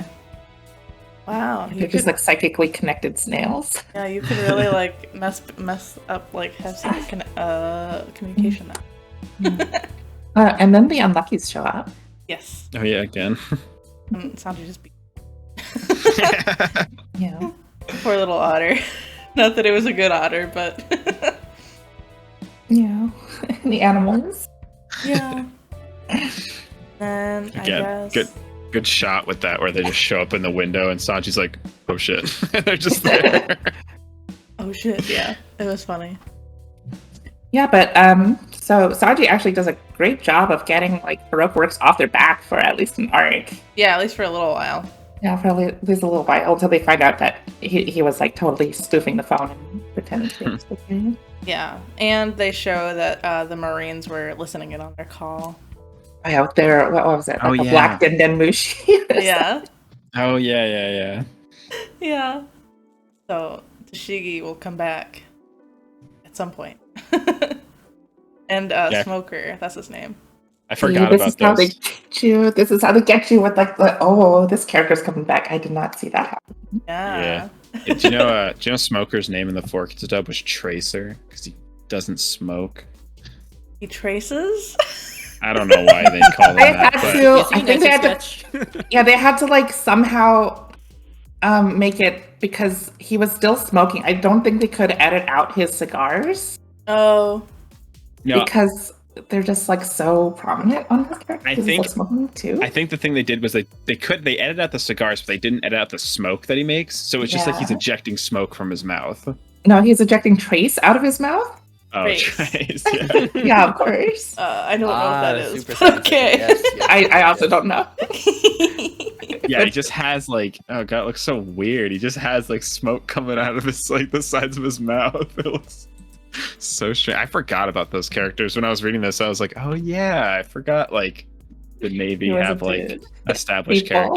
characters. Yeah. Okay. Yeah, the last little bit is well, yeah, it turns out that Dory isn't dead, so that's great. Yeah. That's great. I was happy that he wasn't killed by his friend, and that they were both really happy to be reunited. I kind of agree, Toto. I'm like, why don't they just go home? I know. I guess we're not manly men. We don't understand. Yeah. Men's sports. Yeah, we're the VVs the beers. To their freedom. to their Usopp and Luffy. Yes. Yep. But I guess there was like another reason why they couldn't get off the island, or people can't get off the island. Why there were so many like dead human bones on the island, because there's like an island eater fish thing. And they follow the instructions of the giants, like, just head straight ahead and you'll be fine, don't look back. And they, like, get partially eaten by the island eater fish, but then they, like, the giants cut, like, a hole in it. Do they cut it in half? I don't know. They basically fire a gigantic, like... I can't spoil, like, exactly what happens, but they basically fire a giant, like, energy blast. Oh! And it goes straight through the fish. Oh! Okay. And it's like so powerful that their old weapons break. Yeah. And that's also why yeah. they didn't die, because their weapons have basically been super like dulled and rusty this whole time. Interesting. I really like one little scene towards the end when like Vivi's kind of like, you know, saying like, oh, it's like we would never have came to this island if it wasn't for me, and then like Nami's like, don't say that, and they're all kind of just like, yeah, like come on, like, you know, eat your food or whatever, and it's just really sweet, like. Phoebe's becoming their friend. It's really cute. It's true. Yeah. I think we didn't mention that like each log post takes some time to like lock on to the next island. Mm-hmm. Oh yeah. But for this island, it's like it takes like what, like 2 years or something? I think it took Oh, a year. yeah. I think That's Yeah, a year to like lock on. Sanji found the Arabasta log pose, yeah. Right. Or it's called an eternal pose. Oh, It's sorry, the one that's, eternal like, pose. totally locked onto the island and like, never. Yeah. I thought that was a cool name. Yeah. Pose. Yeah, and then they start to leave. Yep. And that's the end of this arc. So, what do you guys think of Little Garden? Well, I'm you gonna go. say 7 out of 10. Yeah. Actually, 7.5 out of 10 because I like that number 3 got decked specifically. And that, you know, the two giants still lived and reminisced, and I love good nostalgia. I'm gonna say also I'm gonna go 7 on the slug rating. Because I mean, like I said, you really can't recommend people to start at that point, but I say, you know what? It's interesting enough that they actually skipped it on the 4 kids, so I'm like, hey, just take a sidetrack and enjoy it. Mm-hmm. You'll learn some interesting stuff, and if you like snail phones, you'll definitely like this one. So, Yeah. so go do it. As soon as I saw it, I'm just like, Trips, where are you? Happy. It's a snail phone. Which is so dumb. Why do I get so excited with snail phones? They're not even that. Cute. Cool. I Look love cute in every way. I love all of Oda's fun little like stand-in technology things he comes up with. Yeah. They're really fun. And all of like animal friends. Yeah. Oh, it's okay.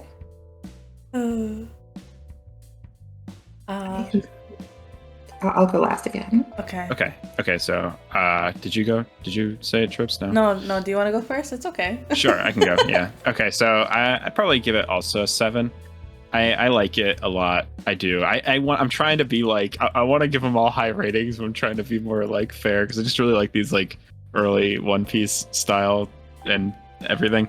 But this is a really good like nice little concise arc with like a villain that has a motive that you like want to hate and like lore that they explain and you learn, and if in like, you know, it's all pretty concise, and that it's like, I guess for the slug rating, if I was told somebody to like start it, I think it's like if somebody was just like, just give me a slice of One Piece, like just give me some random part in One Piece to start on just to get a taste of it. This isn't that terrible of a little slice to give. It's like, you know, it gives you a lot of like good things about One Piece, like its world building, and it's like and its characters are really well represented in this arc too, I think. Mm-hmm. You get the fun Luffy like insane moments and the like, you know, snippy between Sanji and Zoro, and all that stuff. It's cute. So yeah, maybe like 7 and 7. Okay, in classic fashion of Toto, interrupting before the next person goes, like, I forgot. Like, also, one thing that happened is at the very end, we find out why the giants were fighting. Oh, yeah, they're fighting because they found that they couldn't decide. A little girl asked them which of their sea beasts they had caught were bigger after they'd caught two big ass. Don't they, they remember because of Zoro and Sanji, I'm pretty sure. Yeah, because they also, like, caught a quote-unquote, like, weird rhino and weird lizard. Yeah. It's like a Triceratops into, like, T-Rex or something. Yeah. Oh, yeah, I forgot. It's funny. Yeah, and then they were, like, arguing over who's bigger. And then Nami's just like, shut up and pack it up to the ship already. We gotta go. Oh, we gotta fucking go. That's so cool that they're just eating, like, dinosaur meat. It's like they just eat whatever they find. It's such a raw, like, it's like, who cares? Like, just cook it. Sanji will make it work. Yeah, Sanji will make it work. He's that good of a cook. Yeah. Oh yeah, Luffy got eaten by, like, a dinosaur at one point. He was like, oh, it's just eating leaves, it's friendly, and then he gets swallowed by, like, Brontosaurus. Oh, yeah. And then, like, Dory, like, slices the guy's neck open and then just catches Luffy out of the esophagus. Oh, yeah. I was like, oh god. That's pretty Oh graphic. god. And that's probably why they skipped the 4 kids. It is kind of graphic. It's really violent. Yeah. It'd be hard to die. Like, the whole entire premise of, like, them trying to kill each other and, like, the high stakes of, like, the Straw Hats, like, getting turned to wax. It's just pretty intense. I could see why. But it was a bad idea because it establishes so much for later. It's true. Yeah. But, like I said before, like, One Piece isn't like other shonen manga. Like, it's not like this is just, like, another, like, Monster of the Week arc. Like, this builds towards that. Mm-hmm. Yeah. Because, like, every race or, like, concept they introduce is, like, it has meaning. It's like the Giants, it's like, this isn't just like a one-time thing. It's like the Giants is like a concept that they stick with. I think it's really cool because it's like they get so much use out of everything they come up with. I think one really good thing about One Piece's world building is, unlike other shonen manga where it feels like the world is centered around the protagonist, One Piece's world feels like it goes on without the protagonist there. Yeah, definitely. Feels very adventurous because of that. It feels like Luffy and his gang are exploring this world that's already made. Right. And, like, it's gonna move on with or without them, and they're just a part of it, not like that they're like the center of everything. Very, very smart for the kind of series that, like, being like a sailing pirate series, like, that works, like, remarkably well. Like, that's such a good attention to detail if that was intentional. Yeah. Okay, sorry for interrupting. No, that's okay. I think my star rating for this is it's a 7. I don't know. There's not enough for me to bump it up to, like, an 8 for me personally. Like, it was fun and I liked the fighting. It didn't last too long. Mr. 3 was just the worst, so it was great to see him be beat up. But and I feel like it probably establishes some stuff for later, but I won't know till I read it. So yeah, good fights, doesn't last too long, but it felt a lot better laid out than, like, Whiskey Peak. And I liked Dory and Brogue. That's a solid 7. Yeah. Also, I was going to mention this earlier, but I think I don't know if this is the first time, I guess I didn't read the other ones, but I feel like the stakes are kind of high, like, compared to other ones. I feel like it's like, oh, this is like, they actually are about to die. Like, this is, like, Luffy better get here. I'm like, this stuff's getting intense. I know there's a bit of that in, like, Nami's arc, but I don't know. I felt pretty like, oh, they're in dire circumstances here. It's true. It's true. It was like, oh no, are Vivi, Nami, and Zoro really gonna die? Yeah. Yeah, they're just gonna kill him. Yeah, I was like, oh yeah, they're just gonna die. But no, I think for a Slug rating, I don't know. I guess it's like a 7 too. Like, I think it's, if you did just read it randomly, I think you could enjoy it. I don't know. I do see why they, like, didn't want to include it in the 4-kid stuff, but I think, I don't know, I think the gruesomeness side by side with, like, Luffy's, like, I'm a gummy man, haha, was really, I don't know, it's entertaining to watch, and I think I would have, if that was the only thing I read, I would be like, maybe I should read this, but I don't know if it'd be, like, super compelling. I think I always thought the, like, more like raw aspect of like the action in One Piece was like a big part of its like identity. Like I'll always remember that one moment in the first, like I think it's Sanji's arc, when he punches through that guy's like spiked shield, and it's like so like, oh my god, like when it hits, it's like, and he's like just get impaled by the yeah, it's like it's violent, and that's like it's exactly like how it should be described. And it's like it is a shame that like 4Kids were the ones, because it's like they did a admirable job on what their job was, but like it kind of sucks that they were the ones that ended up buying it, because like it lost a huge part of its like personality because of it. It's like it's violent. Like One Piece is violent. Like, yeah. it's never not. Yeah, and it's cartoon violence. I don't know. It's all right. Yeah, I mean, exactly. The getting impaled with swords as a giant is not, but. Yeah, but it's always done. It's always done in like it was giant wax swords. Like, you know, it's like it's never. It's true. It's cartoony, but I think that's part of its identity. I think that's like I've heard some people say like One Piece is a series about cartoon pirates. Like they work on cartoon physics. They have like cartoon physicality, but they still are people. Like they still get hurt. And they still have like that physical like mass to them. Yeah. Despite being like cartoons, they still have a lot going for them. Yeah, you have a good like extension of disbelief with it, but you still like it's not enough where you stop. You don't think there's stakes. It's not like oh, you know, like Luffy can get hurt and it's fine. It's like when Luffy gets hurt, they literally talk about, especially the next arc, they talk about like the specific injuries they're getting. And I remember, like, when I read one of them, like, I think it was, like, when Sanji gets hurt in Drum Island, I was like, it's like he broke his spine in a few places. I was like, jeez. I was like, how's this guy walking? Yeah, that's, like, the fun part. It's, like, the kind of duality of it where it's, like, yeah, it's almost realistically violent, but it's, like, it still functions on cartoon logic where it's, like, well, Sanji can still walk around. They're still fighting. Like, you know, I think it's fun. They do a good job with that. Mm-hmm. You have anything to add, Realm, before I give my star select ratings? No, I think everything sounded pretty good. I liked we all came behind a common cause of Mr. 3 getting his his stuff rocked, and I'm totally here for it. Yeah, getting his ass whooped. Okay, but I would only give this arc 6 stars. Okay. I think once again, the world, the environment, was not as colorful as it could have been. Like, you have an island with fucking dinosaurs, and we barely got to, like, mess around with the dinosaurs. That's true. I was hoping for a dinosaur. Like, what about exploring, like, inside the bones? Like, what was going on? Like, there's so much more to explore of this island, and it ended up being a lot of fights. Yeah. And also, not everyone got a chance to, like, do stuff in the fights. Like, Nami didn't do anything. Vivi didn't do anything, really. And, yeah, you're right. Sanji didn't do anything. Just mainly, Sanji didn't do anything. It was, like, Zoro had, like, one scene where he popped out of the flames and, like, slashed up Mr. 5. But that's like, true.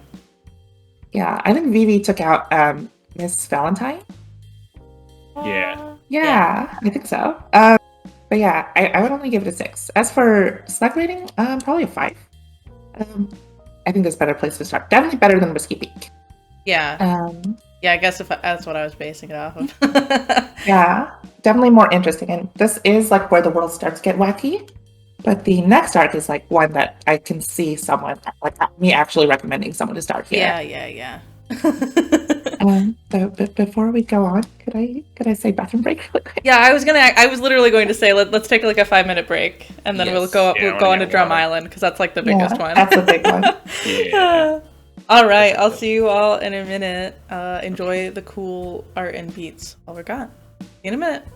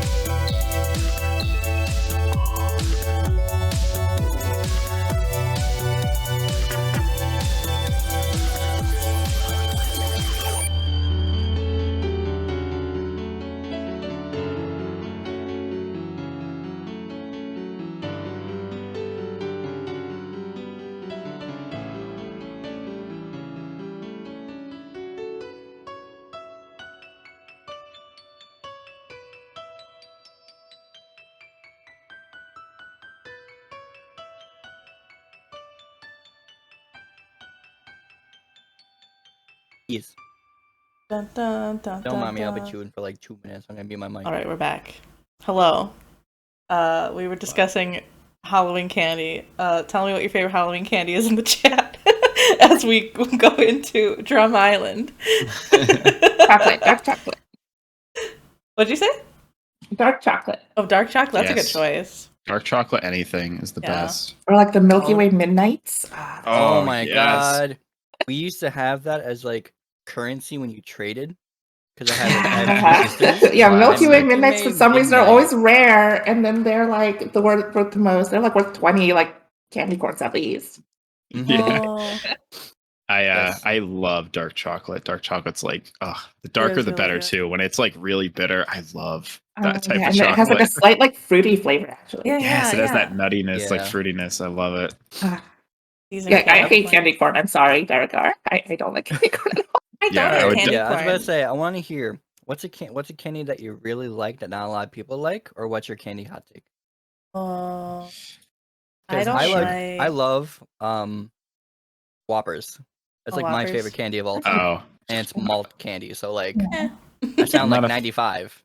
I'm not a fan of Whoppers personally. I don't know. They're always like the last thing I eat when I was a kid getting like Halloween candy. Yeah, The last thing I would eat are Tootsie Rolls. I hate Tootsie I hate Rolls. Tootsie Rolls. I agree. Oh, well, I like Tootsie Rolls. I hate They don't taste Tootsie like actual chocolate. It tastes like fake chocolate. Have you had like the fruit flavored Tootsie Rolls?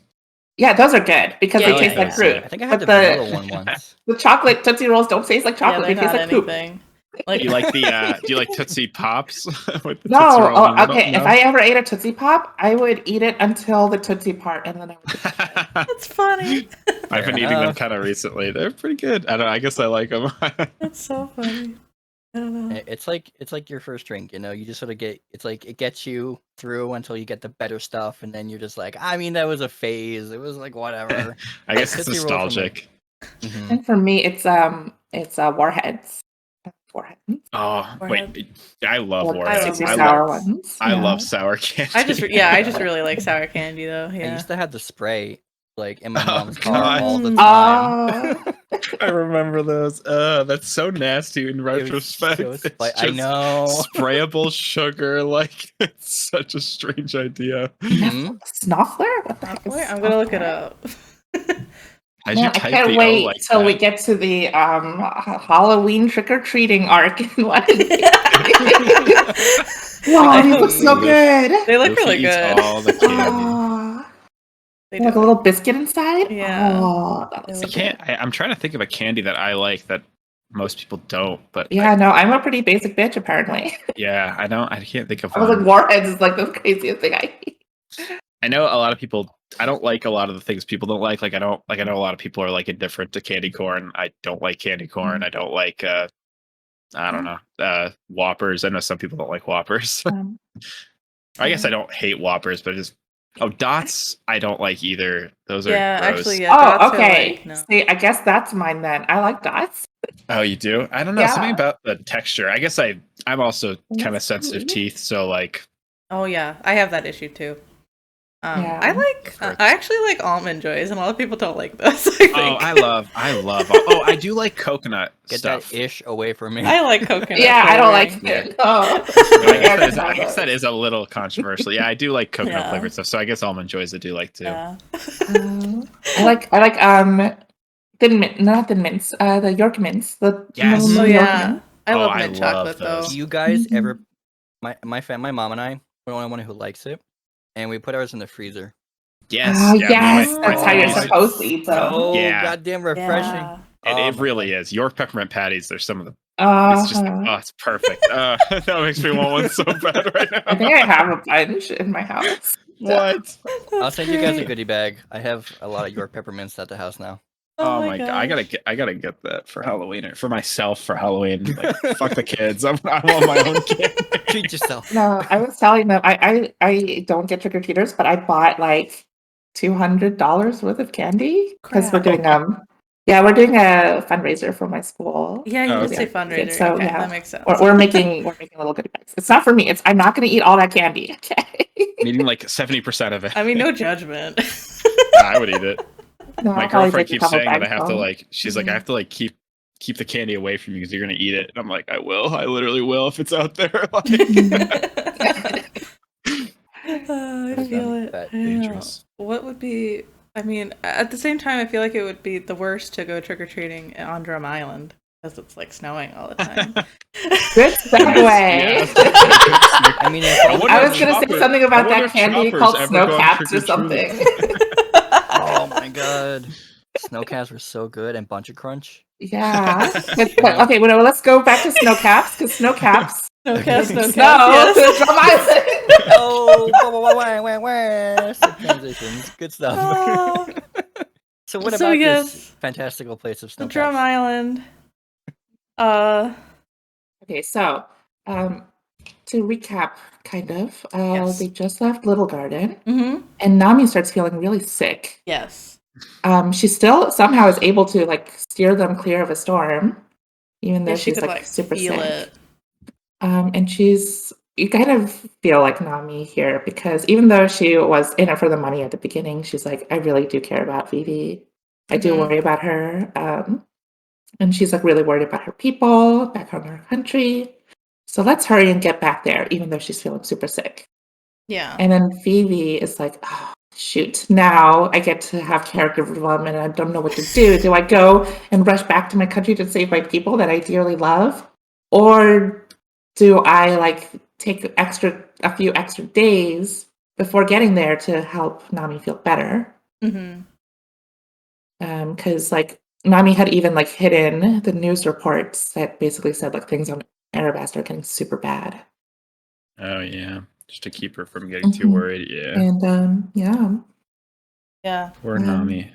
Yeah, Dawn, what do you think of Vivi's decision here? I think it was really again good character development where she's like, did she say something where it's like, well, like Nami will be the best way for us to get to Alabasta. So she's like, yeah, we'll find a doctor. I really like this scene. Little thing. I really like the scene when they're talking about like when Vivi's like, is there anyone here who knows anything about medicine? And they just point at Nami. They all like that's all they like. They're just this big long shot of them all pointing at Nami, like sitting in bed. Yeah, and then like Luffy, like all the guys are like, she's like, haven't you guys ever gotten sick before? And they're like, no. Yeah, Vivi's like, what are you? Are you people even human? Luffy's just like, feed her a bunch of food. Yeah. Yeah, I think it's cool. I like how they're establishing Vivi's friendship with them. It's done very, very well and very realistically, in my opinion. Yeah, because they are a charming group of lads. Like, and I think like Vivi like really ends up trusting them pretty fast. But it's like, how could you not? Like, you just went through all that. Like, you know, like they just saved you and everything. I so. And I really, really, really like the way Nami is characterized in this entire arc.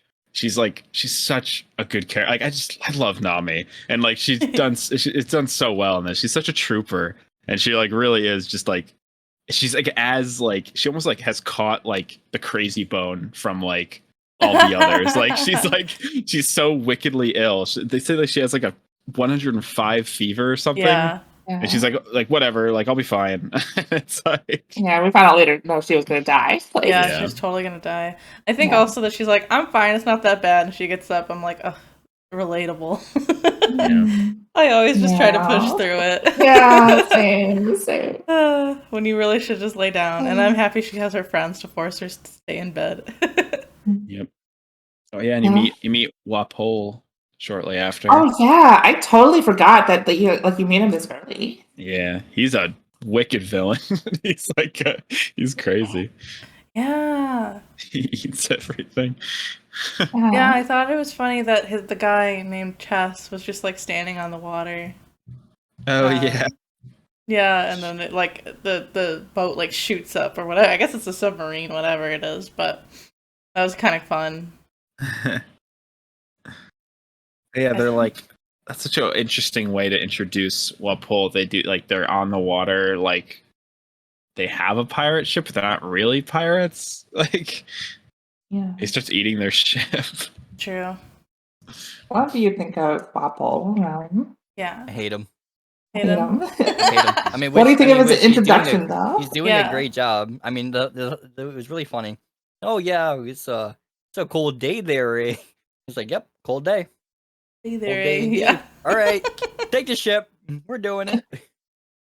Yeah. No, he like jumps onto the Mary and starts eating it. It's like, what the Mhm. fuck? It's like It's mouth true. unhinged.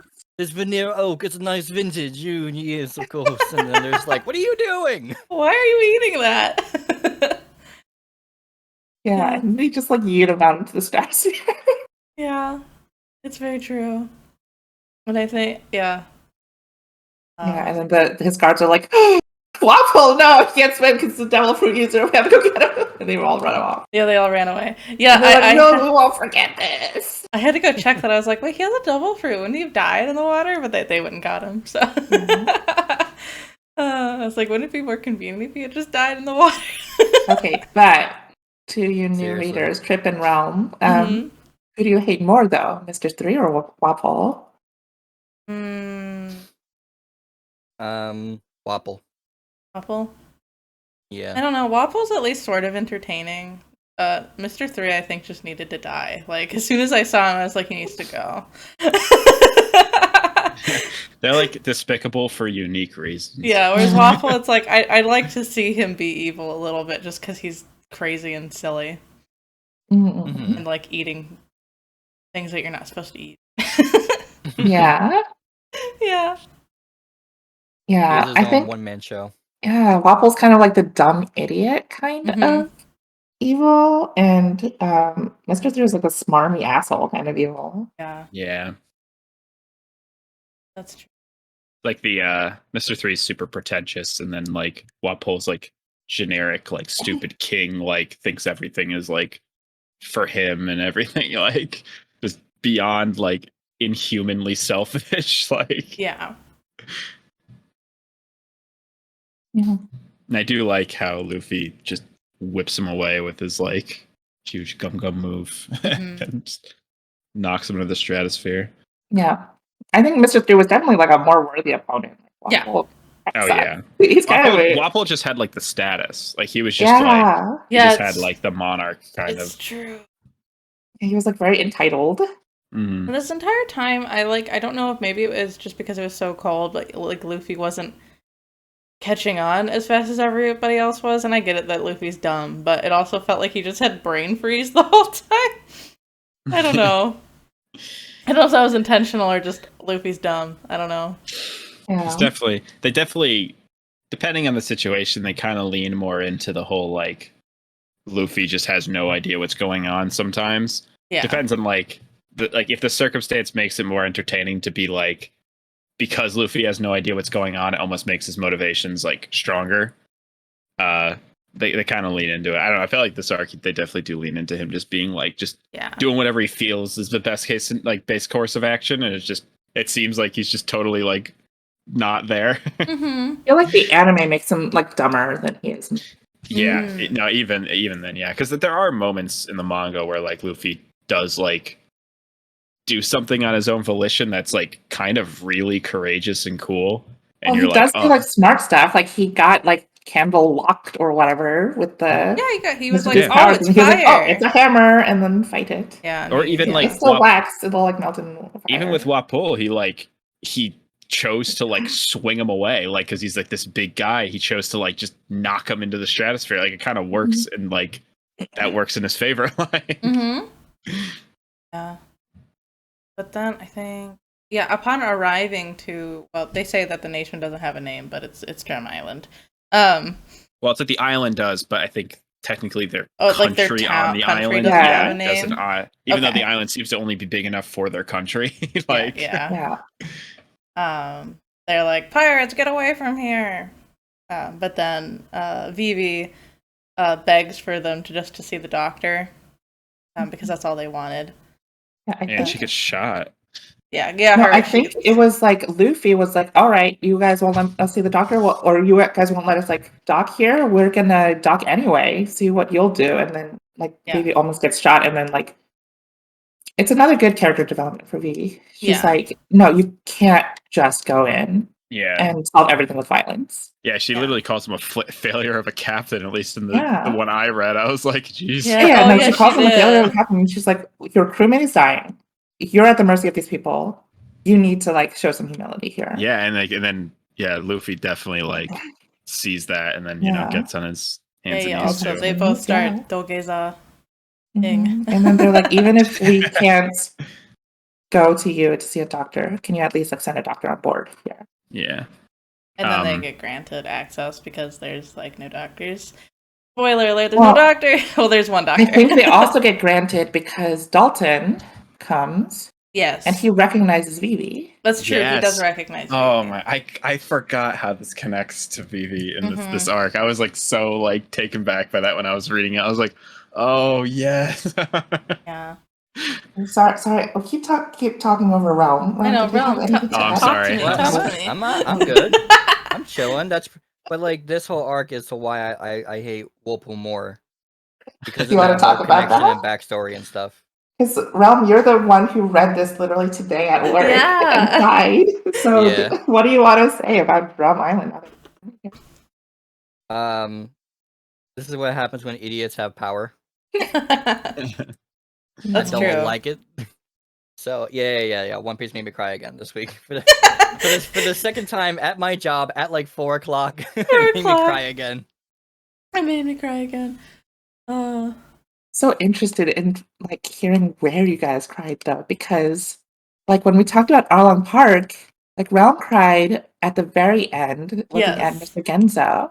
I didn't actually cry in Arlong Park, but I cried at the part where with the spinning wheel and stuff. I cried when Belmare got shot. Yes. Oh yeah. I teared up when Belmare got shot. Well. Yeah, I don't think I cried reading Drum Island, but I did get to like that welling kind of like, this. But we'll get to that. It's part of the Chopper backstory. I'm a bitch. I cried twice in Scarlet. I cried twice in this arc too. I mean, it's emotional. It's emotional. Yeah, we're introduced to Tony Chopper, who's just the cutest little thing, and he's like literally the epitome of the meme. Like, I've met Tony Chopper for 2 minutes, and if anything happens to him, I'm gonna kill everyone in the room. Like a personal favorite. Yeah. Yeah, he's okay. I know I want to get to Chopper, but like I skipped ahead a bit first. Yeah, but yeah. Zoro jumps in the freezing water too. Yeah, Zoro's like, oh my god, Zoro. Yeah, he's just vibing this whole time. Okay, he has some subtle character development here because remember, he hates losing. He said he would never lose again. Yeah. After getting beaten up by Mihawk, and he's like, I'm not strong enough. And he wasn't able to do anything against Mr. 3. And he's like, I'm not strong enough. I need to be able to cut through like this wax that was hard as steel. I couldn't cut through it. If I could cut through it, then we wouldn't have been trapped there. Yeah. So he's like basically going on his own little training arc. Yeah, one thing I didn't notice is that like in the previous arcs, like Zoro got a lot of focus, and now they're like, okay, let's bring Sanji back into it, and let's let Sanji do some stuff. Zoro kind of sit out for a little bit. Zoro trains, has his training montage. I really like Sanji Luffy duo. I think they've really bounced off each other really well. They're both idiots. They're like Sanji for like different reasons, but I love it. Yeah, basically, there's only one doctor on the island, and she lives all the way at the top of this gigantic plateau mountain. Mountain. And Luffy and like Sanji are like, well, there's a mountain. It's there. We'll climb it. Yep. Yeah. And Dalton's like, don't go that way because there's like monstrous bunnies there. Yeah. There's like monster bunnies there, and they're like, bunnies are not scary. Let's go. Let's just go. And Sanji has to keep like reminding Luffy to be really careful carrying Nami because she's really, really sick. He's like, don't fight. You can't fight. But yeah, it's like he's only smart if it has to do with taking care of Nami. Otherwise, he's not. Yeah, like while they were climbing up, they were like casually dodging like the monster bunnies, like the huge like bear-sized bunnies. Yeah. And they were like having this like stupid ass conversation. I forget what they said, but like Luffy says something, and and Sanji's like, "That's the dumbest thing I've ever heard," and it says something even dumber. Yeah, I do really like right before they go up on the mountain. I really like when they're debating on bringing Nami. And Nami's like, no, like, I should come with you or whatever. And, like, Luffy's like, add a girl, Nami. It was a nice moment. Because Nami really trusts Luffy. Yeah. And she's like, God, it's cool. She's such a trooper. Yeah. Love the Like, army. well, I'm dying, so might as well trust in Luffy. Yeah. Luffy. Cute. I also really like the Lapins too. Giant rabbits. Yeah, they're fun. Because they're dodging the little rabbits, but then they come across giant rabbits, and I just like their design. It's also rabbits. I like them. I feel like this. I feel like one of my gripes with the previous arcs is they didn't play around with the environment a lot. Oh This time they do. They go up the like gigantic vertical space of the mountain. There's like a huge avalanche that happens, and there's like wildlife that they interact with. Like Luffy saves one of like the parent Lapins, and that's why they helped him later. Yeah. Oh, also there's like this hiking bear. That's like this red. Oh, yeah. I was about to mention the hiking bear that Usopp's terrified of, but it's just a bear. And then Dalton is like, it's just the hiking bear. Just bow to him. And then they like bow, and then later they just see like a very like large lady, and there's like, oh, it's a hiking bear. No, it's like a lady. It's just a normal lady. It's just a normal lady. I think something that really helps with arcs like these is they do a good job on. It's like very subtle, but they do a good job on like changing the characters either in their design or just something depending on where they are. Like so. Yeah. In this one, they're all wearing their snow stuff, and like Usopp's nose is always like crinkled up in like red because it's like cold and stuff. And it's like it just puts them in the island's environments more realistically, and like it almost gets you a little bit more engrossed that way. Oh, yeah. I like all their like little jackets and stuff they wear, and like how Luffy's still wearing his like sandals and like shorts, like even though it's like he's a maniac. I'm from the Midwest, like that's normal. He's just a normal Midwest person. all my family is from Wisconsin, so I know that. He's that one kid who had the principle of wearing shorts all year to school. Yeah. Used to get the bus in the morning. He's like, no, I will do this. I literally went to high school with someone like that. Like, no joke. It's funny though. Dalton is great. He's a cool character. Yeah, he has a really cool character design too. Yeah. This is also where we get introduced to the third type of devil fruit that we've never seen before. Because we had like Luffy is like a paramecia type where he like gets superpowers, and most of the ones we've seen so far are paramecia. And then Smoker was a Logia type, meaning he's like actually just made of the element. Yeah. Oh, I thought that was Luffy's. No, Luffy is not actually like he's not elemental rubber. His body stretches like rubber, which is like a weird difference. But like with Logia, it's like physical attacks will just like phase through them. Like, they can make a hole in their body. Yeah. Okay. I thought it was just okay. I see what you're saying. So it's like a Logia type almost makes you like something that isn't physical, like an element like that. Okay. I always thought you can like literally be made out of like fire. Yeah. I guess I always thought Luffy was just the rubber version of that. Yeah. But that makes sense because it's like, and then you get the zone type, which is what they are. What Dalton is, yeah, Dalton and Chopper. Zoan is how it's pronounced. Yeah. Okay. So they're like animal transformations, and they're supposed to have like 3 transformations of animal, human, or animal-human hybrid. Yeah. Yeah. I think it was really smart on Oda's part to make like categories for the devil fruit abilities. It could have easily gotten a little messy if it was just like anything goes, because it's like Paramecia is a little bit messy because that is kind of like the anything goes category. But I'm glad it's organized in some little ways, so it's at least like you can categorize some of them in some ways. But yeah, I mean, like they get to almost like JoJo levels at some points in the series. I know. That's funny. Okay, but speaking of like the avalanche that happens, so the avalanche happens, and Vivi and Usopp are on their way to the other town because they heard that the doctor actually went there, and then like they are trying to get there first to tell her to like go back to the top of the mountain. What did you guys think of Dr. Kureha? She's a bad bitch. I love her. She's a full mood. Yeah. You wonder how I am so young, no one asks. Well, I'm gonna tell you anyway. Yeah. Hey, by the way, give me half your everything. She is the perfect example of like a big criticism with always One Piece is its female characters, which I totally agree. in some circumstances, but then I'm always like, but then there's also like her.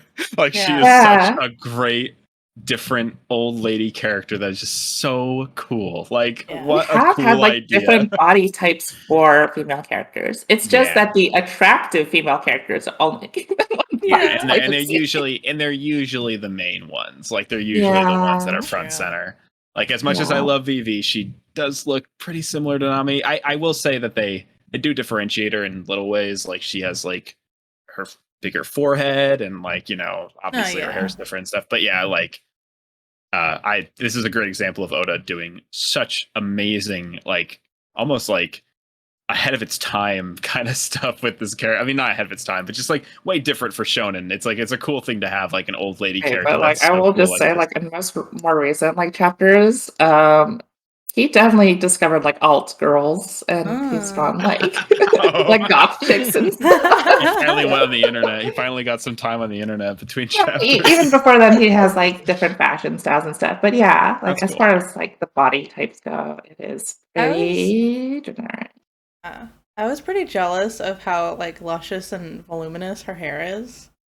For yeah. being like what, a million years old. Yeah, 140. Oh. 141 or 139. I don't know how. 130. I don't know how old she is. 139. Yeah. I was like, dang, what's she doing? Well, didn't you hear Luffy's conversation? They say, well, this is why all the women here are like so beautiful, because they like roll in the snow and they cover in their Oh, face, that and was that's the why they stupid have- conversation Yes, they were having. they have such pearlescent skin because they pretty much acclimate and become part of the snow. Yes. Like that's the dumbest shit ever. Ridiculous, the dumbest absolutely shit. ridiculous, but it happened. Yeah. Mm-hmm. Yeah, Dr. Fury is such a bad bitch. She comes in and she actually heals the kid. Yeah. She comes in, she's like kind of a dick about it too. She's like, "Does this hurt?" And she like presses on his leg. It's like, ah. Yeah. She's like, well, now your arm doesn't hurt anymore. Does your arm hurt? Squeeze his thigh. Yeah. Does your arm still hurt? Because now you're thinking about the pain in your thighs. She has no bedside manner, but she's a really good doctor. Oh yeah. And then no, she was like, actually, like I didn't press that hard on him. He clearly has something serious, so give him this like antibiotic. Yeah. She's a great. She's such a cool She's character. a good doctor, but she's not a good person. Yeah. She is a good person, but she doesn't want to. Yeah, she's She's not Yeah. to show. She doesn't know how to show it. She's like a biker mom. Like, Yeah. Yeah, I love the way she dresses too. She has like the classic like young attire kind of thing going on. It's so fun. No, she has that like old person attire. She has Yeah. like the like old, but I'm still young attire. It's Yeah, so trying good. to be young. Like Yeah. Like if It's you've also fun ever that- seen like older Japanese ladies who like dye their hair like pink or purple and then like wear like the fashionable clothes. She's like that. It's also fun that she's wearing this like it's not super wintry either. She's like really Right. Yeah. like, It's acclimated true. to the cold. Yeah. I don't, Everyone else is wearing she's like too big cool puffy for me, jackets. honestly. Like I can't Yeah. keep up with So her. I would be way intimidated by her. I'd be Mhm. like, She's like, oh god. She's like female Ozzy. Yeah. Essentially. Ozzy Osbourne. Yeah. With the glasses too. I could see that actually too. That's funny. Yeah. But yeah, I think it's like the little scene with the kid was good to show exactly what kind of person she is. I think it Mhm, captured it mhm. really well. And her reindeer companion. Yeah. I kind of like that they're like they like the actual first image of her is like she's Santa, but Yeah. She's like riding a sleigh with a reindeer. yeah, She comes down, she's a bad bitch. yeah, it's not Santa. Okay. I will say though, to Trips and Realm, what do you guys think of Chopper? Because I don't know how much you guys know if you knew he was going to be part of the crew. Because when he's introduced, he's like a little sidekick to Korea. Yeah, did you guys know that? I mean, like, I assume maybe from just like other media, you might have seen him. I assumed he was part of the crew, or maybe he was just like the mascot character. I guess I didn't know. When I spent time in Japan, he was like I was, what's the word? I was hanging out with children a lot in a school setting. I can't think Oh, of that yeah. word. You were Wasn't tutoring teaching them. kids? I wasn't teaching them either. I was just like a daycare person. Ah. Yeah. And a lot of them had like stuff with Chopper on it, like bentos and stuff. So I was like, oh, that's cute. But I didn't really know. They Yeah, just they told me who definitely it turned was. him more into a mascot because you can also see like the change in his design. Oh, he gets so Pikachu'd. He gets so Oh. Pikachu. It's bad. I was Boy. so happy reading these chapters because he like I don't know how fast it happens in the manga, but in the anime it happens fast. He gets like bimbofied. I don't even know what to call it. Bimbofied. It's like I think he's so Pikachu is really good. yeah, he's so cute in the beginning. Like he's just this like little dude. You don't see his mouth super often. It's always kind of like it's just his like snout and his nose. Yeah. And it's like it's just a really good design. I don't love especially like after a certain part in the when the design slightly changed. I don't like Chopper's design later on. Like I think I don't know. I don't like it. What do you think, Realm?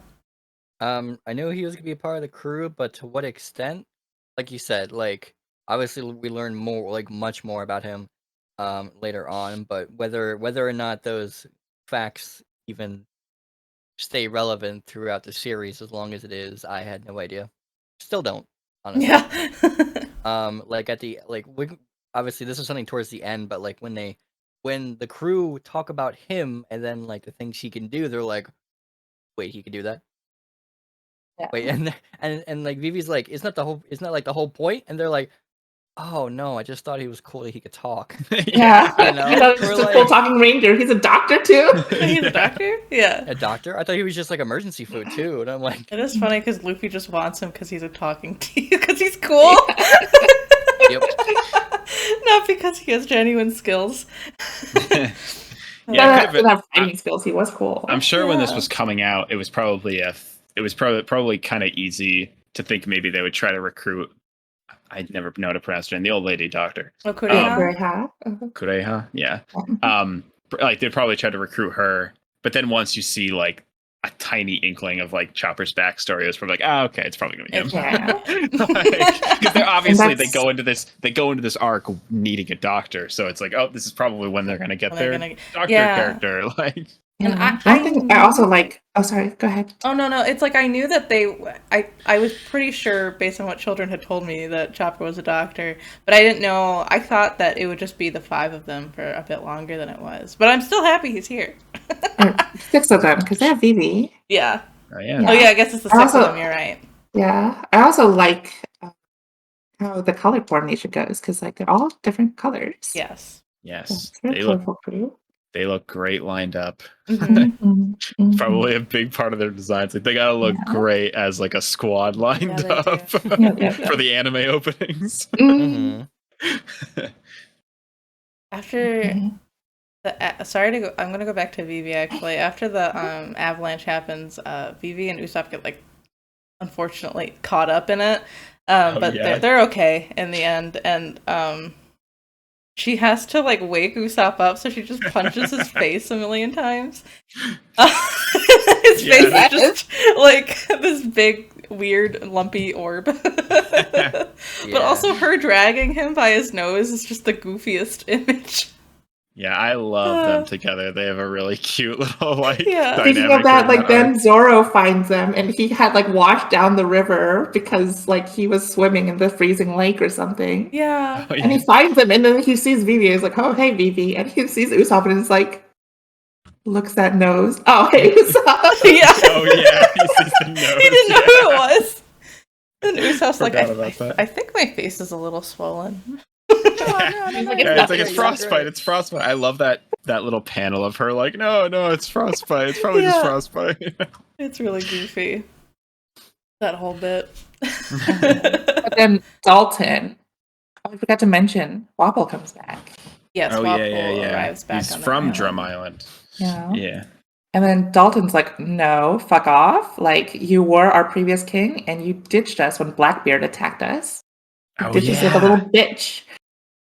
So he's like, I'm going to go kill him. Like, I cannot stand this man anymore. I used to be Yeah. the captain of the guard and stuff, and he betrayed the kingdom. So Yeah. we don't want him as our king. This is why we're a country with no name. We don't want to be associated with him anymore. And him and his 20 doctors or whatever. Yeah, him and his he stole all the doctors from the country. That's doctors, and he just like pieced out when things were looking rough. Yeah. And then Dalton goes into his like crazy form, and it's like badass. Yeah. Yeah, he's like the I think bull it's form. done really well in the anime where he's just like running and then he slowly transforms as he's Oh, running. Yeah. It's like really cool. But Dalton gets shot up. Is it bullets or is it arrows? I think it's Arrows. They're like Arrows, those yeah. giant, like Because log-sized arrows. Yeah. Apple, the asshole that he is like, yeah, but you have one weakness. You care too much about the people of this country. I don't care. And I'm going to try to shoot the own people and force you to like block and sacrifice yourself. Yeah. Yeah, not a huge fan of those crony villains. Oh Yeah, no. that's pretty gross. Yeah, they're kind of forgettable. Yeah. Yeah. Yeah. And I appreciate Zoro being cold and just like beating one of them up and stealing their clothing. Oh, yeah. Yeah, he just like comes and sees like Dalton buried under the snow, and they're not allowed to like dig him up because all of like Wapple's men are there basically guarding and saying like, no, you can't. He's supposed to die. And then Zoro comes in like literally unarmed, steals like one of their swords. Oh, I took a screenshot of that frame where he punches the guy in like the head when he's like basically naked. It's like that's so cool. Yeah, it's true. Yeah, just naked green haired dude comes over and like beats up a ton of dudes. Yeah. Do you like it, Realm? How did you feel about it? I was pretty good, honestly. I don't know. I think I paid attention just a little more towards the latter half. But I really I'm just waiting for like the sad yeah. parts. I get it. It's like Toto's right though. We shouldn't jump ahead. No. I really like Dalton's character, which is probably why I liked his arc a lot more. But I think like I said, I paid just a bit more attention to the latter half of it. Understand. Like once they made it to the place that they were trying to go to. Yeah. So like Sanji gets knocked out by the avalanche. Yeah, and like he like sacrifices himself to like try to protect Nami. Yeah. And then Luffy climbs up the wall. Oh my god. Yeah, Luffy with like grabbing one person by the teeth and one person on his back. Yeah, that part is vicious in the anime. He's like turning purple like the entire time he's going and up. His like fingers are like bleeding, and like you can see his like bloody handprints in the wall. Wow. I mean, I thought it was like, oh god, is he gonna make it? Like, I mean, he's gonna make it. It's Luffy, but like, it was vicious. Yeah. Even in the manga, for me, I thought he almost doesn't make it, but then like a mysterious Yeti man saves him. Yes. And later it's Chopper's like human form. I love the introduction to Chopper when like Nami wakes up and he gets all startled, and it's just he's so expressive right off the bat. It's like he's such a good fit for the series. He starts hiding the opposite way. Oh, that was hilarious. Yeah. He's like, I can still see you, and then he switches. Yeah, you're hiding the wrong way. It's like, even if you switch now, very clearly I can see you. Yes. It's like he's like, get away from me, human. By the way, is your fever better? Yeah. It's cute. She calls him cute. He's like, I'm not cute. That kind of flattery won't work on me. Oh yeah. Oh my god. The way they translate that in the 4Kids dub is the funniest thing in the world. It's like, I don't know why they did this, but like whenever he gets flustered like that, they don't make it like he's flustered. He just goes like, that makes me want to dance. He just starts dancing. Oh my god. I think in the Funimation dub, he like calls her like an asshole. He's like, that doesn't make me happy, asshole. Oh my gosh. They're awesome. That was like fandom. I don't know. That's too funny. He says like, I think he says like Bacayado or something. Oh, Bacayado. Yeah. I didn't his asshole. He's so like cute and tiny. I didn't expect him to be so tsundere, but he is. Yeah. He's like, but you won't like me because I'm weird. I'm a reindeer thing, and I talk, and I have blue nose. Yeah, everyone calls him a monster. Yeah, the tears are starting. But then, like towards the end, they use the word monster in like every other sentence. They're like, see, monster's not really No, that bad of a word. Like, come on. That's we'll get to that, but that Yeah. scene near the end is almost what got me when I was reading it. I was like internally screaming like. You take over from here, Rom. I'm gonna cry right now. Oh I can't with the backstory. Oh, I think if before we get there, we do find out that Nami was literally going to die in like 3 days. Yeah. Because she had a really horrible disease from a bug bite, I think. Yeah, it was like a bug bite on Little Garden. Because we forgot to mention like her clothes burned off, which was like total like fan service. Why? She was in like an actual bra, like. But then apparently it's plot relevant because that's how she got sick. I did totally ignore that, and then I was like, "Oh, she wasn't wearing clothes." Indeed. And then like Kirei has said something like, "The only way you would have gotten that is like if you went to a prehistoric island with like your belly showing, but who would do that?" And then she's like, "Ha ha ha! Yeah, who would do that?" She's like, "Oh, I did that. You dumbass." It's not her fault that she was stuck in wax and had to have her clothes burned off. Yeah, it's not her fault. She should have been wearing fireproof clothing for that kind of situation. Yeah, really. Gotta expect everything. One thing I do want to mention before we get to the backstory is, I know a lot of people are against like the fan service stuff, but like on the other hand, like a woman being comfortable with her sexuality and just like showing off, it's fine. Like Nami shows again and again that she like uses her sex appeal as a weapon. She's like not above like basically seducing people to get what she wants. Yeah. I think it's posed really well in the manga. I sometimes think it's kind of in bad taste in the anime. Sometimes. But I think in the manga it's done either very, very sparingly or just like it's just literally Oda likes drawing. I mean, it's still fan service. It's still fan service, but like Nami is usually comfortable with it. Exactly. It's not like demeaning. Like, it's not really super demeaning like some fan services. Like in other fan service and other shonen, it's like, don't look at me. I hate it. But it's also like Oda just likes. It seems like Oda just likes drawing hot ladies, and it's like to be fair, he also likes drawing hot guys. Like there are plenty of hot guys. I mean, like like Zoro was fucking naked for a long time in this arc too. And, like one of like the hottest characters, Ace, never wears a shirt, so it's like. Yeah, we haven't gotten there, Paper Dog. Oh, sorry. It's okay. As long as there's equality, I don't mind, honestly. We mentioned him at the end of this arc, but Ace in the hole, eh? Yeah. But spoilers. But yeah, I to get into the backstory, I do really like how they transition to the backstory with like Luffy about to punch Wapol in the face because he just comes out and he's like, oh, that's that guy, and he just immediately punches him, and right before the punch connects, it cuts to the backstory, and I think that's so smart because it's like when this backstory is all said and done, all you want is to see that fucker get hit in the face. It's so smart. Let's see. Are we there yet? Is there any...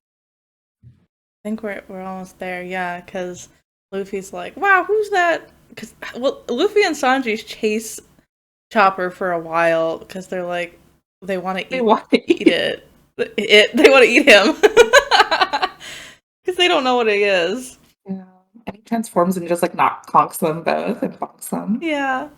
Doesn't Wapol make like a bridge, like a rope bridge to the, or like a little? I think those were just like the previous, like there's just rope bridges to get there. That was just like a previous established thing. How did Wapol get to the top of the mountain? Somewhere. He did take the rope, didn't he? Or did he get that like his like long-legged hippo thing? Oh, he takes the hippo. Walk around up there. Yeah, he takes the hippo out. Yeah, that interesting hippo. Yeah, poor hippo, because it's a cute little hippo, and then Wapol says something like, "Oh, are you sad because I killed your whole family?" Like, what the fuck? Yeah, I was like, "Whoa, bro!" Another reason to deck him in the face. I'm just saying. Yeah. Actually, I forgot about that. Never mind. I hate Wapol more. Yeah. It's true. Okay. But yeah, Nami is like, okay, I cannot stay here for 3 days. We gotta go help Yeah. baby. I know you want me to make a full recovery and everything, but I gotta get out of here. Yeah. Like, yeah, no. And Dr. Kureha's like, no, you're not leaving. No. I'm a doctor. You're not moving. If you And also, leave, I'm a I'll bitch. kill so you. you're also not moving. Yeah, I'll kill you. It's just I'll like, kill I'll you. kill you if you don't heal. Yeah, I'll if you don't kill get better, I'll kill you. Yeah. Yeah. It's like if you die, I'll kill you. Yeah. So besides the reason that like Nami needs to get better, the fact is that like because of what Sanji and Luffy did, like Sanji has an actual like cracked spine, and he broke ribs, and then Luffy, well, he almost did get frostbite, but I think he also what else did he mess up? I think he was He was on his overall way. Luffy's okay. I think Luffy is rubber. And Yeah, he's just his rubber. body works different. Yeah. Yeah. But he's like, oh, I'm a doctor. You're not gonna go anywhere. Otherwise, I'll just kill you, Yeah. and you won't have to worry about you won't have to worry about leaving. Yeah. And then Nami tries to like basically invite Chopper onto the crew. Mm-hmm. Oh yeah. Like, And you then could join. Kureha comes in later and she's like, you sly minx, I turn 1 second and you try to seduce my assistant? Yes. And she's like, I'm good at it. Yeah. And then she's like, oh, but could you cure the wound Yeah. that I can't even cure? The wound deepens. Deep in his Yeah. heart. And then wiggly wobbly transition into flashback. Yeah, we wiggly wobbly for a few chapters. Ugh. Yeah. Okay, I'm gonna shut up and cry. Oh no! Before we even talk about it. Yeah, I guess I'll start. So, yeah, when Chopper was younger, he was always treated differently by his reindeer family because he had a blue nose. And so he ate the hitohitonomi. Is that what they call it in the translation? Yes. I don't know. Okay. Yeah. Person. Yeah, the human. Oh, human. Yeah. Okay. Then he turned into like a were deer, kind of. But it's more like human deer thing because where people are weird in this world. So he was even more of an outcast because the humans didn't like him because he didn't look like a human, and the deer didn't like him because he didn't look like a deer. It's so sad. But he found a friend. Eventually, as he was like, he got attacked by a town, and a silly doctor man named Dr. Hirolek, who like found him, and he takes him back to his home, cures him of bullet wounds. Gaining Chopper's trust, he names Chopper actually Tony Chopper, because Tonakai means deer in Japanese. Mm-hmm. Yeah, and then Chopper because I guess he could chop people with his antlers. It said it looks like your horns are strong enough to chop down trees. Yeah. However, their friendship doesn't last forever. After a year, Dr. Hirolek after they learn all sorts of doctory things, Dr. Hirolek kicks Chopper out, and Chopper's heartbroken, doesn't understand why, but he slowly follows him, and he finds out that Dr. Hirolek is going to die soon. Like I don't know how long. It was like 7 days, 10 days. I don't know. It doesn't totally matter. Soon. It was 1 month. Yeah. Yeah, 1 month. Okay. Well, in between the time that like Chopper was getting rehabilitated and like being with the doctor was about a year. So like he was after everything was done, like he tried to get Chopper to leave and like stop caring for him because he said he was gonna die fairly quickly. Yeah. In the backstory, the reason why like there was such a whole dilemma about the doctors is actually what like what rounds this all together. So apparently Drum Island consisted of like a really big group of doctors who were able to advance medicine to like a very high degree. Super casual about it. But apparently there was this sort of, I don't want to say witch hunt, but there was this sort of ostracization of all doctors if you weren't like taking care of Wupple, who is the king, like the real king at the time,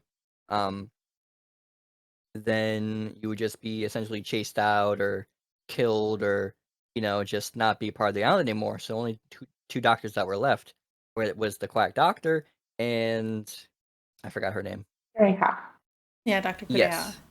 Yes, so they were pretty much at their, always bantering at each other, but they were all part of this like small group of, the last people who would like take care of the island. So afterwards, like they spoke again to each other, and he's just like, "Well, I need to finish my research. I don't know, I need to do this before I end up passing." And so she helps him live like another few weeks or so, and then Chopper goes out and tries to get the medicine. Wait, before that though, Yeah. because during the time that they were together, Chopper and Dr. Hiroluk, Hiroluk tells Chopper this story about like once upon a time. Like the reason I'm a doctor, even though I'm so bad at it and I don't know what I'm doing. The reason I'm a doctor is because once upon a time there was a robber who lived far away and he got an incurable disease. But then he saw these beautiful cherry blossoms and instantly his disease was cured. And even the doctors couldn't explain how, but he was cured. So Hiroluk believes that with enough like willpower, with enough like just I guess will to live, you can cure any disease. And he wants to be a doctor because of that. And he also like shows Chopper this pirate flag that it's like heavily implied that Hiroluk was a pirate. And it is confirmed that he is a like Robert he was saying that story. Yeah. But he shows this pirate flag with the sakura flowers and he's like, this skull and crossbones of the pirate flag represent an like untold amount of freedom, like a faith that things will get better. Yeah. Okay, and then Also- you find out that the disease actually didn't get healed. He's still dying. Yeah. Also, a tiny bit of information that ties things together. They did show how Wapol connects to Vivi a bit. Oh, right. Yeah, you're right. Yeah, where it was like him discussing some dude named Dragon. Mhm. And then Who we've actually seen before. We've seen Dragon in the series already. Doesn't he show up in the... Yeah, he shows up and he saves Luffy from Smoker. Yeah, do you know his name at that point? Yeah, I think they introduced him as Dragon. Yeah, Dragon. Okay. Yeah, Smoker says like at the epilogue, like, why are you here? You just know you don't know anything about it. His other like his backstory or his like name other than he's just called Dragon. Yeah. He's a revolutionary or whatever. Then Wapol like smacks fucking Vivi. But she's like super calm. Yeah, she's super calm about it. And that's when like Dalton's like, oh my god, like this girl. And that's why he recognizes her later. That's such a good detail. It's like wrapping things together. He's so good at that. And that's also what like causes Dalton to rebel against Wapol. He's like, even this little girl like puts her country above. Yeah. Like her country above herself. Yeah. That's also good character development for Vivi because she, as we can see, like really cares about her. Yeah. Yeah, and she's like getting praised at the end of it. By the how does the mushroom get introduced? Because I think the mushroom is mentioned. Because the doctors are searching, or they tell the guards to go search for the mushroom because it's like could be a cure-all. And every time they mention the mushroom, it's in like a mushroom-shaped like speech bubble. Yeah, mushroom. Yeah. Okay, sorry. Back to Realm because Realm was talking about that. Yeah, go ahead and talk. Oh, sorry. Yeah. So when Chopper was studying under the doctor, he had mentioned that the cure-all, like you said, was this mushroom. So while the doctor was getting the medicine from like the current doctor, to let him live just long enough to like try to finish his research about this whole cherry blossom theory, Chopper went out of his way, like you see his whole triumphant journey back into like the reindeer nest and like fighting them just to find because he knew where he thought he knew where the mushroom was, and he found it for the doctor. So he's like, "Oh my god, now we can cure you. I want to be a doctor, so I want to help you." And so they make the medicine. He drinks it, so he can get better, or at least let Chopper know that he's trying to get better. But there's actually a summons at the main castle. The doctors that I mentioned that had to either be subjugated under the king or be tossed out were called the 20 Doctors. It was just a group called the 20 Doctors. I don't know why they had to go to, the king's side after all this. It was sort of explained, but it wasn't explained very well. They just had to be like, or it was basically it wasn't a summons. It was the 20 doctors were like the doctors that are left that all serve under Wapol, and there was news that they were sick and that the country was in dire straits because the only doctors now are the 2 illegal doctors, Kureha and Hiraluk. And Hiraluk's like, oh shit, if those doctors are sick, then there's not going to be any real doctors other than like me and Kureha, so I'm going to go heal them. Yeah. But he gets there, and it turns out it's a trap. Yeah. And Wobble's like, you only like a stupid doctor, like stupid quack doctor, like you would have fallen for this.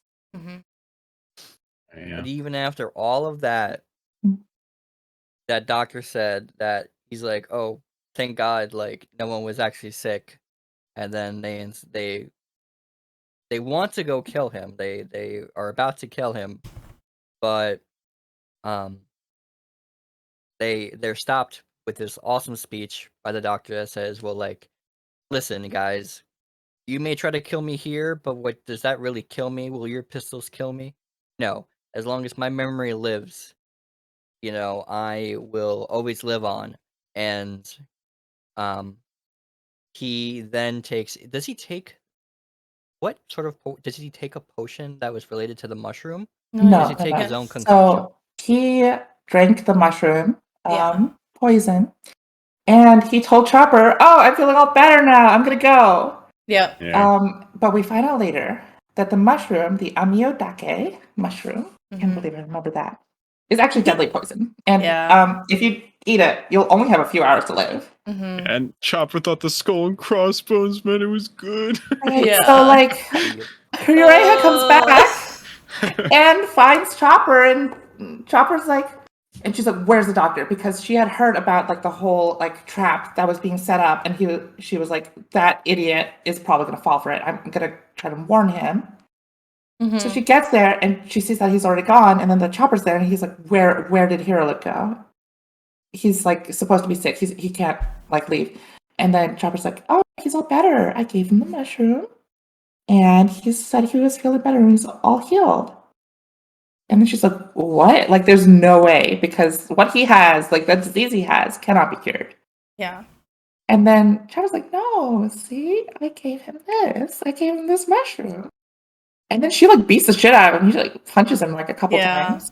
And she's like, you idiot. Like, that is literal poison. You sent him to his death. Yeah. Yeah. It's just the saddest thing. That he was just trying to help. That is such a good moment for Dr.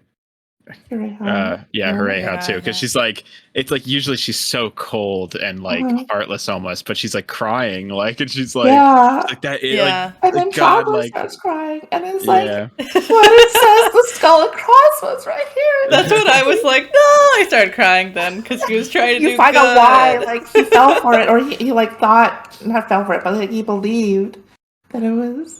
Yeah, I always lose it at the moment when he comes in, because it's like, part of me kind of had a feeling, or maybe when I first watched this, that the mushroom he was finding was not gonna be like the cure. So like when he shows up and there's just that full shot of him like bloody and torn up with the mushroom in his hand, he's like, I got it for you. I was and he's like missing a horn, one of his horns. Yeah. I'm like, oh god, it's like, and then like, even though like Hiraluk clearly knows it's poison, he drinks it anyway. It's like, I only have a month to live. What's like, it doesn't matter if it's only like a few more out. Like instead, I'm gonna cut it down. I also think he basically like goes to Kureha, and he's like, finish my research and take care of my son. He's Yeah. like, take care of Chopper. He's a son of me. And Kureha's like, no, bitch. Like, you take care of him. I take care of my son. And Well, yeah, like, he like you don't deserve any favors from me. I've helped you so much already. And then it's just like, yeah, but I'm gonna die, and I know you're a good person, deep down.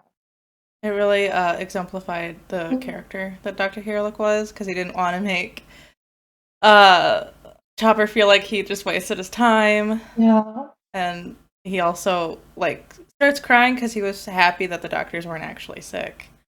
Like Kureha is like sitting in the house in the little tree house that they were living in. Mm-hmm. And she's basically like, yeah, I'm not going to go anywhere because there's no point. Like, she knows that Hirlik went up to him to die, and he will not fucking die. The Chopper runs after him. Yeah. He runs up the ropeway and tries to get to him.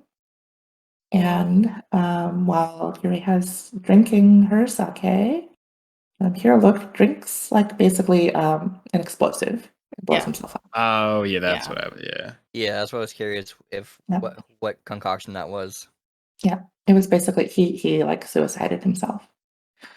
And he even says to like Dalton, like he says like, when does a man die? Is it when he's shot with bullets? No. Is it when he drinks a poison mushroom? No. Is it when he has an incurable disease? No. A man dies when he's forgotten. Yeah. So I will live on. And he like looks at Dalton, and Dalton's like, can a country even be cured? And I forget what Hirlik says, but Hirlik says like, don't be sad, Dalton. My son is coming. Protect him. Mm-hmm. Take care of him. He has a good heart. And he dies. It's so sad. Indeed, like, it is. a really cool shot of them taking the drink at the same time. Like when he goes, it's like, oh. Yeah. Yeah, it's so sad. Oh, yeah, and then like Chopper does get up there, and like Dalton stops him. Dalton's He's like, you have to live. Yeah. Yeah. Dalton's like, don't waste his sacrifice. Like, you got to get out of here. Yeah, you gotta go. And he does. He runs away. Mm-hmm. And then he like takes the flag, the pirate flag, Mm-hmm. and he's just like crying and like waving in front of Kureha's house. Yeah. Yeah.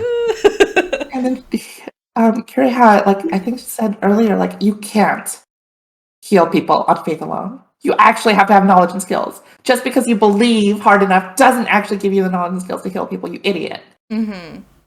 So he's like, teach me the skills. Teach me how to be a doctor then.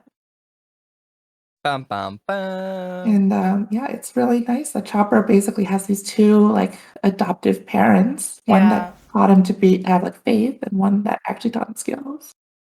Yeah. It's very sweet and also horribly sad. Yes, they nurtured his good heart. And then, like, in the most satisfying, like, resolution, they cut to, like, Luffy punching Waffle in the face. Yeah! Like, that's, like good. A perfect way to put that back. I like, now that I read, I'd never noticed that when I was reading this. I'm like, wow, that is so well done. Like, they just, like, this whole time, it's just, like, more or less all of Waffle's fault. It's like you just get this full page of him getting his shit knocked in. So good. When did you guys cry? Oh, I cried when Chopper realized that he had poisoned Dr. Hirlik. Yes, I was like, no! And then when like Dr. Kureha starts crying. Yeah, that's it was a lot. Yeah, that part's pretty emotional. I think like I remember obviously I watched this first, but the part where he shows up with the mushroom, he's all like tattered and bloodied. I was like, oh, because it's like you knew something was about to happen. I was just like, no. Yeah. Okay, what about you, Rob? Besides at work, I know you cried at work, but Look, man, it's a good thing I have my own desk, honestly. I didn't cry at this part, honestly. I only cried at the end. Okay, that's fair. When they were saying their farewells. Yeah. And stuff like that. That part gets me. That's fair. Yeah. But the farewells got you in Arlong Park too. It did. Yeah. Yes.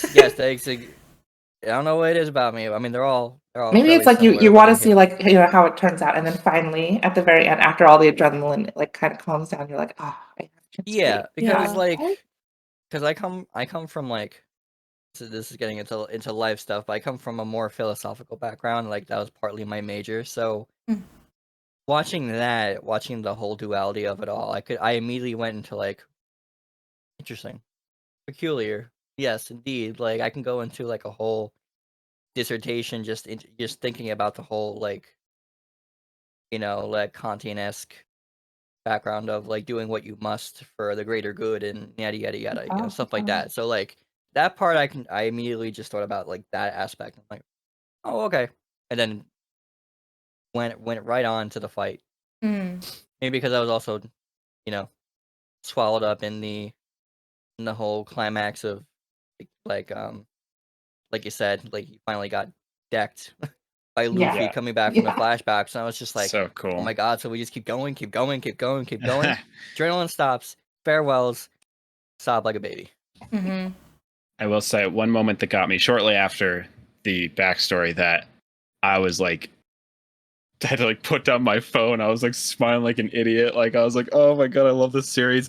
Is like when when he's fighting Wapple bit and and Chopper's like what is up with him? Like he can like stretch, like what's his deal? And and Sanji's like, oh yeah, he's a rubber man.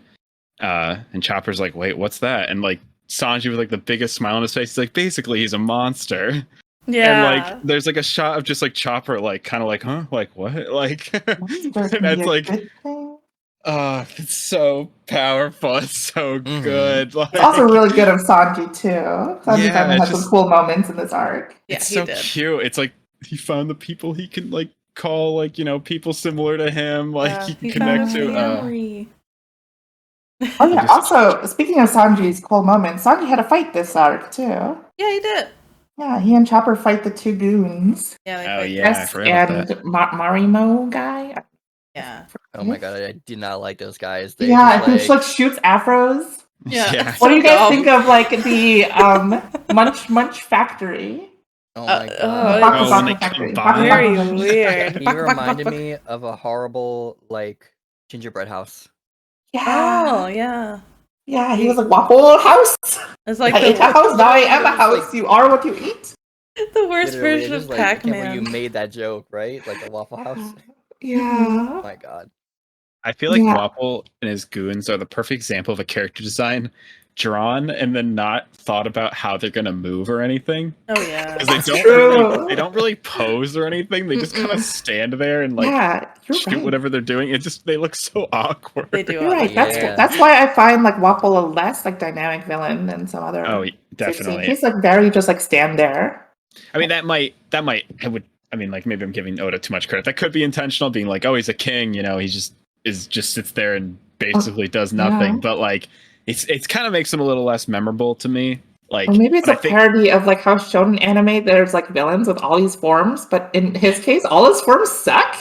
Yeah. Because like the fusion thing, I think that was definitely a parody. Like he eats his two goons and he's like, now I will combine them, and they're just like, Luffy's so cool, and then everyone else is just like, he's just riding piggyback on his shoulders. They didn't actually become one person. Yeah, he really doesn't. Lame. He doesn't even really put up. He doesn't really put up that much of a fight. Yeah, he kind of like they kind of fight them. Like I think Chopper gets like shot at like once, but then like I feel like Luffy like just kind of takes him out. Like I think it's also just like it's a good time to like show off like Chopper's skills. It's like his fighting ability and why he will be an asset to the crew. Yeah, it was good because Dr. Kude has like, you can't fight Sanji, you broke your back. Stop. Yeah, do like something. Yeah, keep stepping on his back. Yeah. step on me, Grandma. How broken this is. Yeah. God damn it. Step on me, Grandma. Look at that gilf. Funny. The gilf. Gilf in the chat, please. And I guess continuing on, they get to that badass moment when Luffy gets up to the flag. Yeah.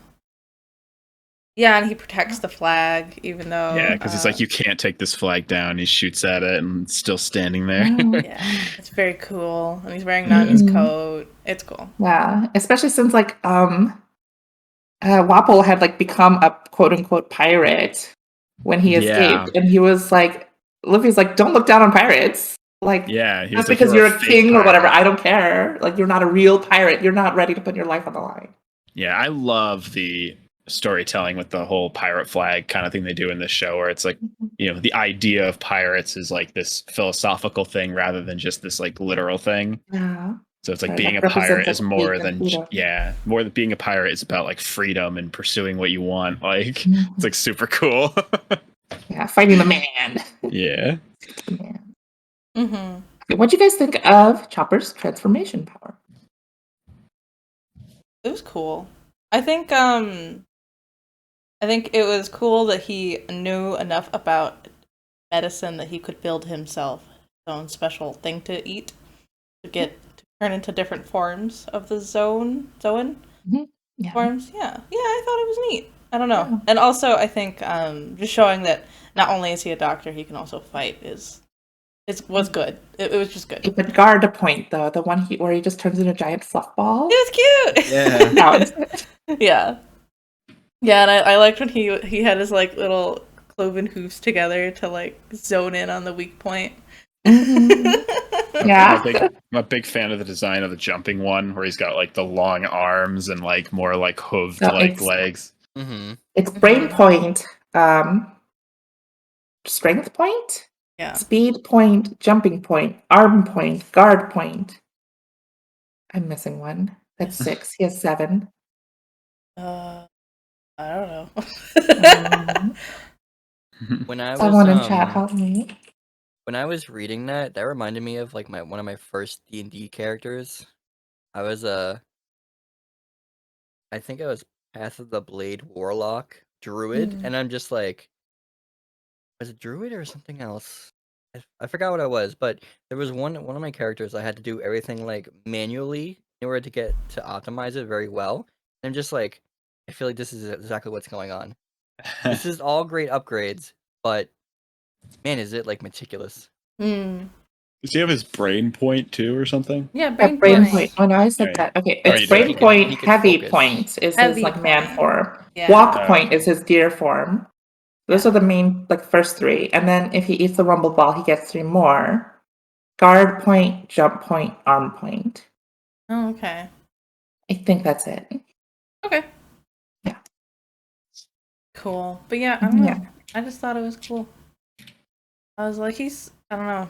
It was just proving more that he should be a part of the Straw Hat crew. Yeah. And then also, like, Luffy thinks he's cool after that. Yeah, Luffy Yeah. thinks he's super duper. He's like awestruck. Yeah. Yeah. I will say, I don't like they made an anime movie of this whole arc. I do Oh. not like it Oh, because yeah. they don't stick with the canon. That's odd. They like add characters that weren't even here yet, and they add like totally like non-canon, like Wapple's brother Wait, as what? the mushroom fruit or whatever. I didn't know It's that. like- I gotta look this up. Yeah, he's not even canon. It's like not even something you should like care about. I don't love. I mean, like, I guess. Oh God, yeah, you're right. I'm not. I really like how early One Piece looks in the anime. I like the style a lot. But I know the movie looks a little different. Yeah. The anime is very inconsistent with its stuff. Some arcs look real good. Some arcs look really like phoned it in. Yeah. Oh, that's the movie is where that meme comes from that I'm destroying right Yeah, now. the chopper crying meme is actually from the movie. Yeah, the crying meme. Now I don't know. finally understand it.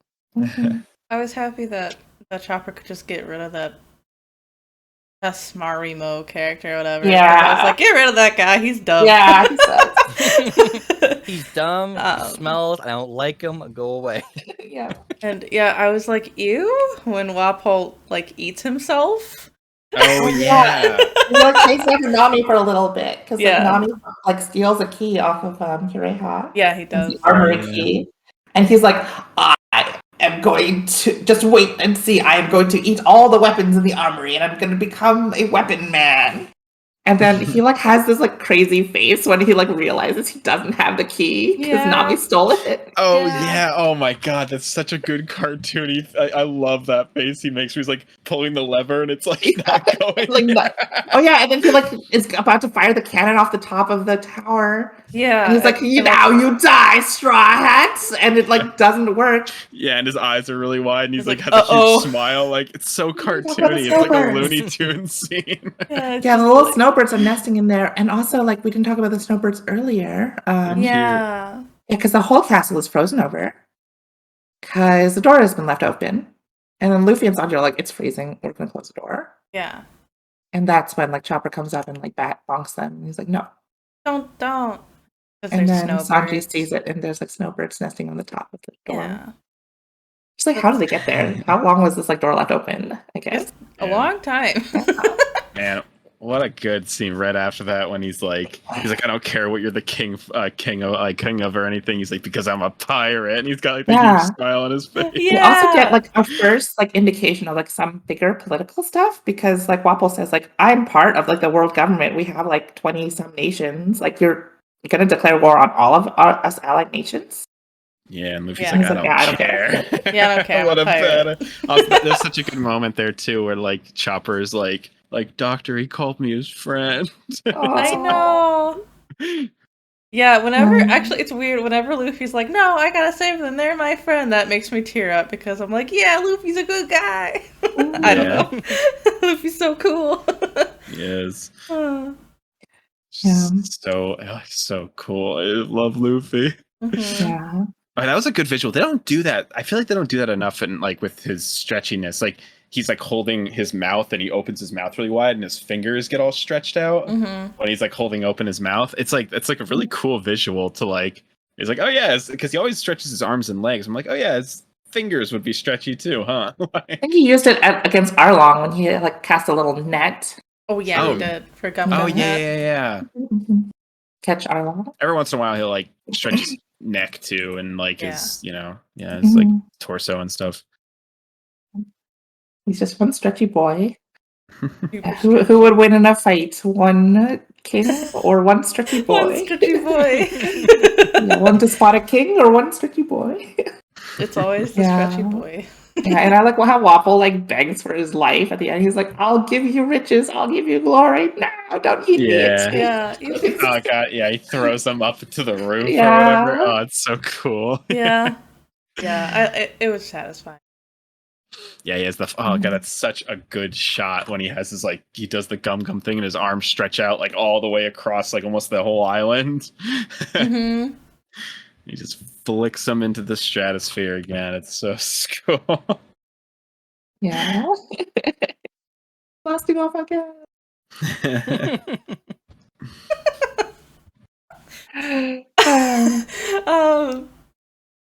Yeah, I guess that then with Wapol defeated, Luffy is reunited with the rest of the crew because they make one of the, what do they call it? The gondolas, I guess. They get the gondolas back and running. So the three that were down below come up mountain. They all meet. Usopp's like, who the heck is that gross monster? And then it's okay. It's just Chopper. Shut up, Usopp. Yeah, shut up, Usopp. He's cuter than you. You didn't hear his backstory. You didn't hear his tragic backstory. Look at your funny long nose, Usopp. You're not anymore like who you call a blue nose. You got a long nose.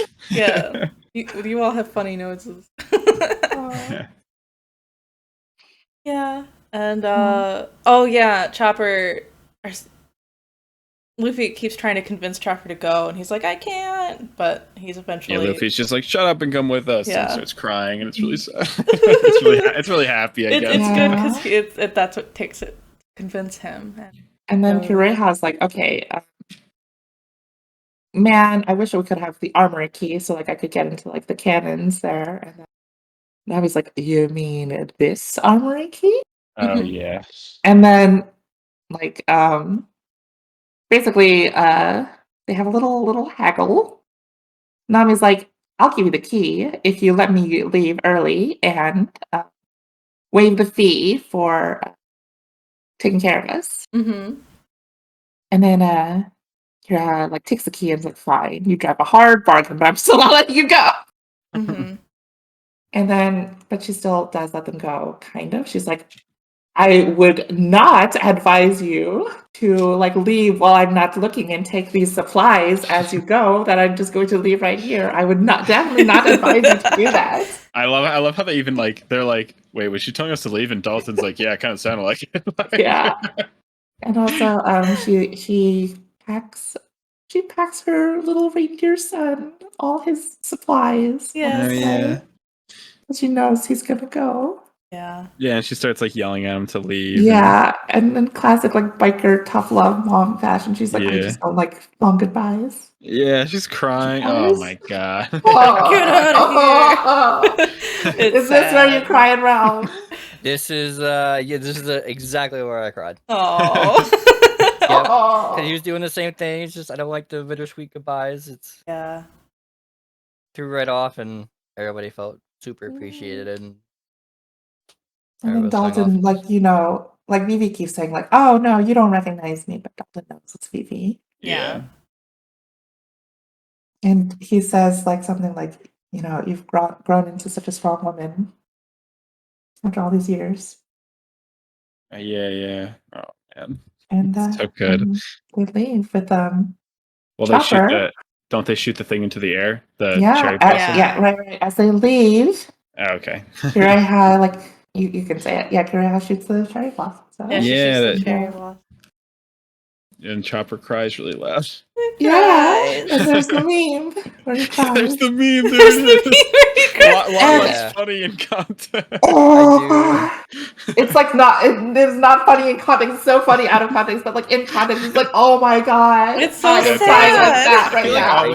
I feel like always like last page. I feel like always like the most tragic scenes from television shows get like the meme, like the biggest memes, like the Breaking Bad one and stuff. It's always One Piece. It's always like the most like tragic spots. Like One Piece is real and stuff become like the memes. Mm-hmm.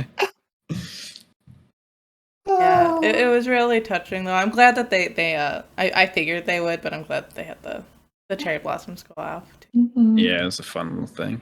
But also like, remember what I said about like the stupid cactus islands and how like that like had no payoff? Yeah. The drum island where it's like a little like weird plateau that paid off because at the end it's the trunk of the sakura tree.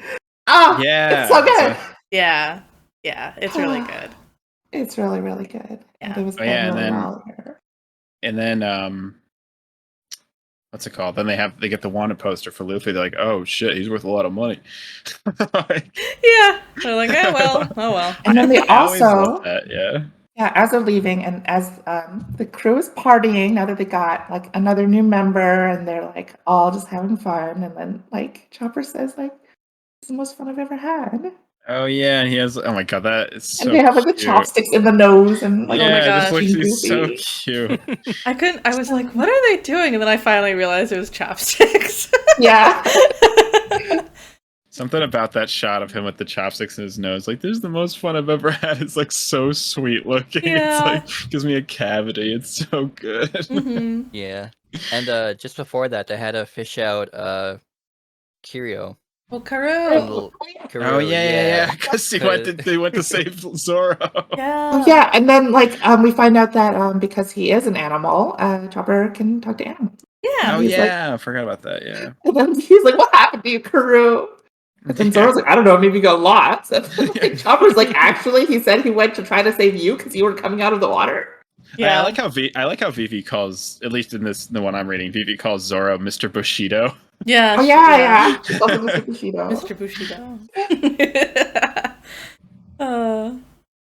Yeah, that's almost it for Drum Island. They do get a little preview of like future stuff to come. Yeah.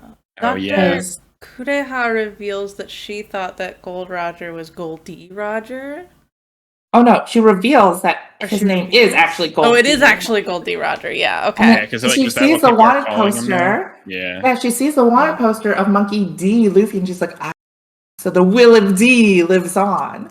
Yeah. You are all like, what the fuck does that mean? And I can't spoil it for you because I don't know what the fuck that means still. It just sounds so silly.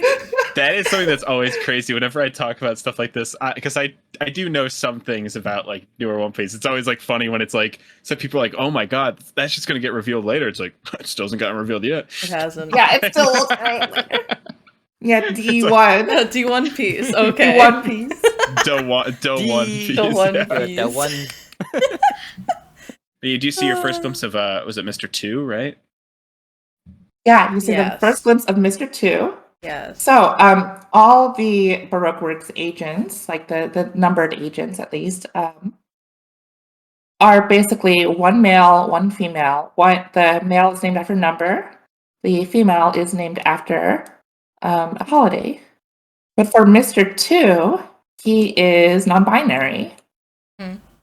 So he is both. Mhm. He's both the male and the female for his team. He's Mr. 2 Bon Clay. Yeah. Bon Oh Clay. yeah. Yeah. That's cool. Which is like, I don't know.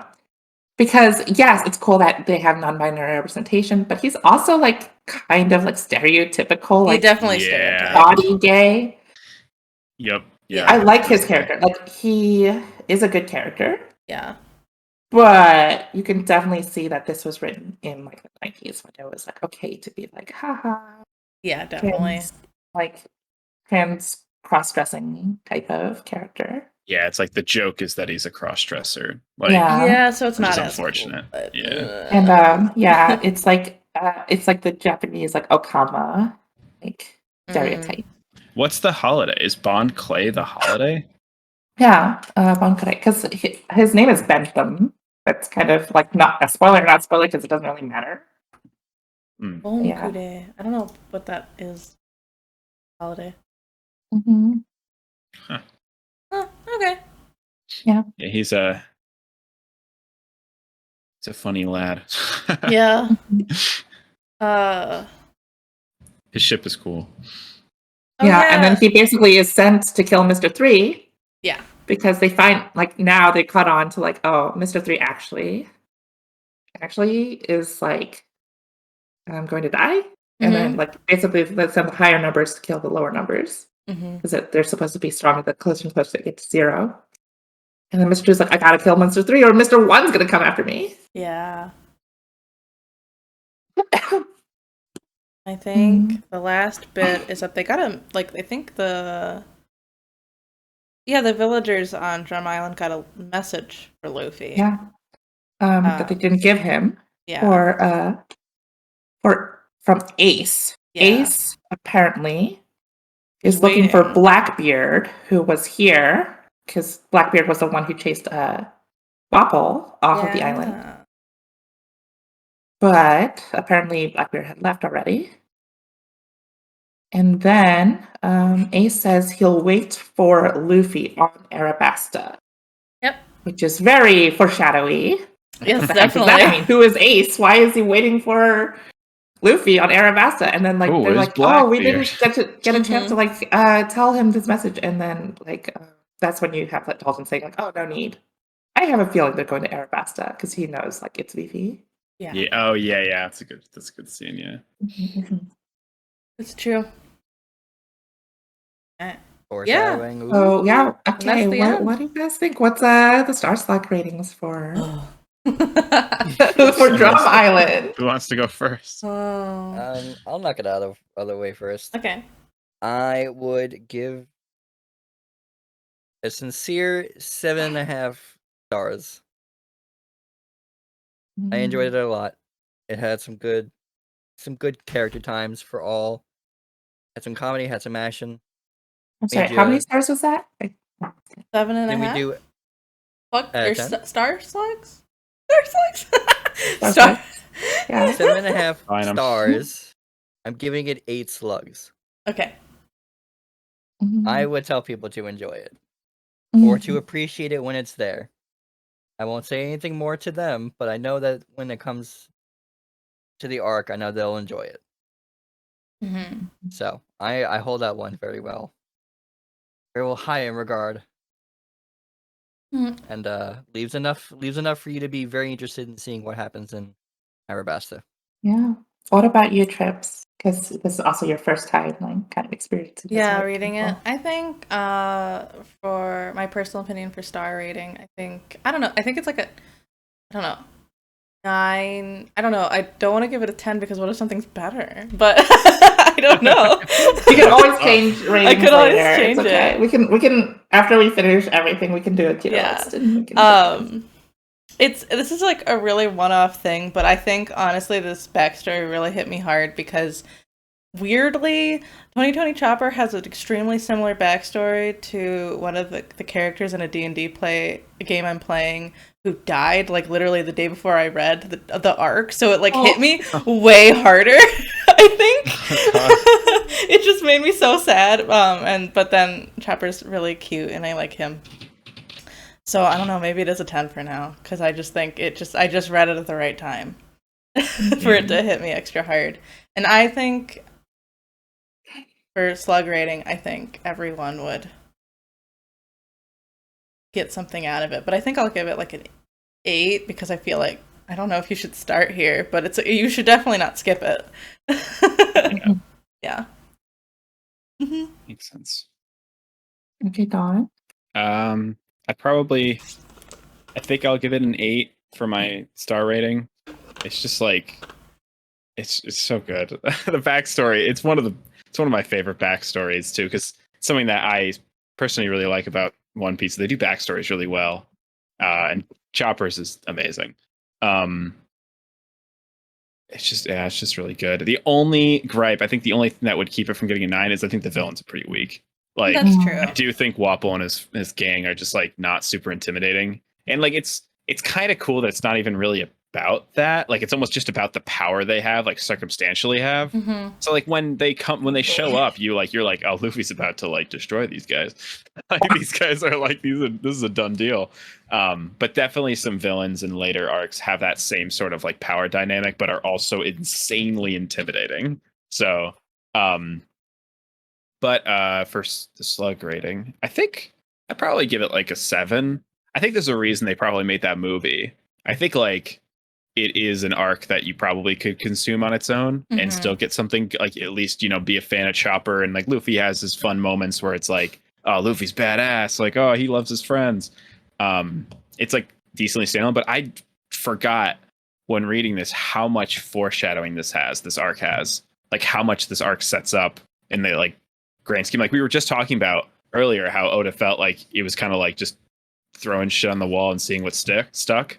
But this arc felt like he finally wrote down his whole plan for like how he wants this world to be built. And this is kind of finally starting to like piece that all together, which is cool. So yeah, I guess 8 and 7. Nice.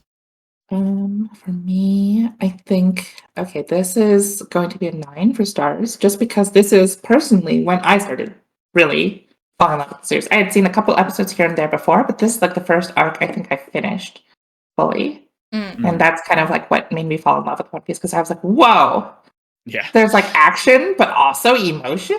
Yeah. And like cool powers and stuff. But as far as Slug rating, I would give it an 8 as well. Like, it was a good place to start, I think.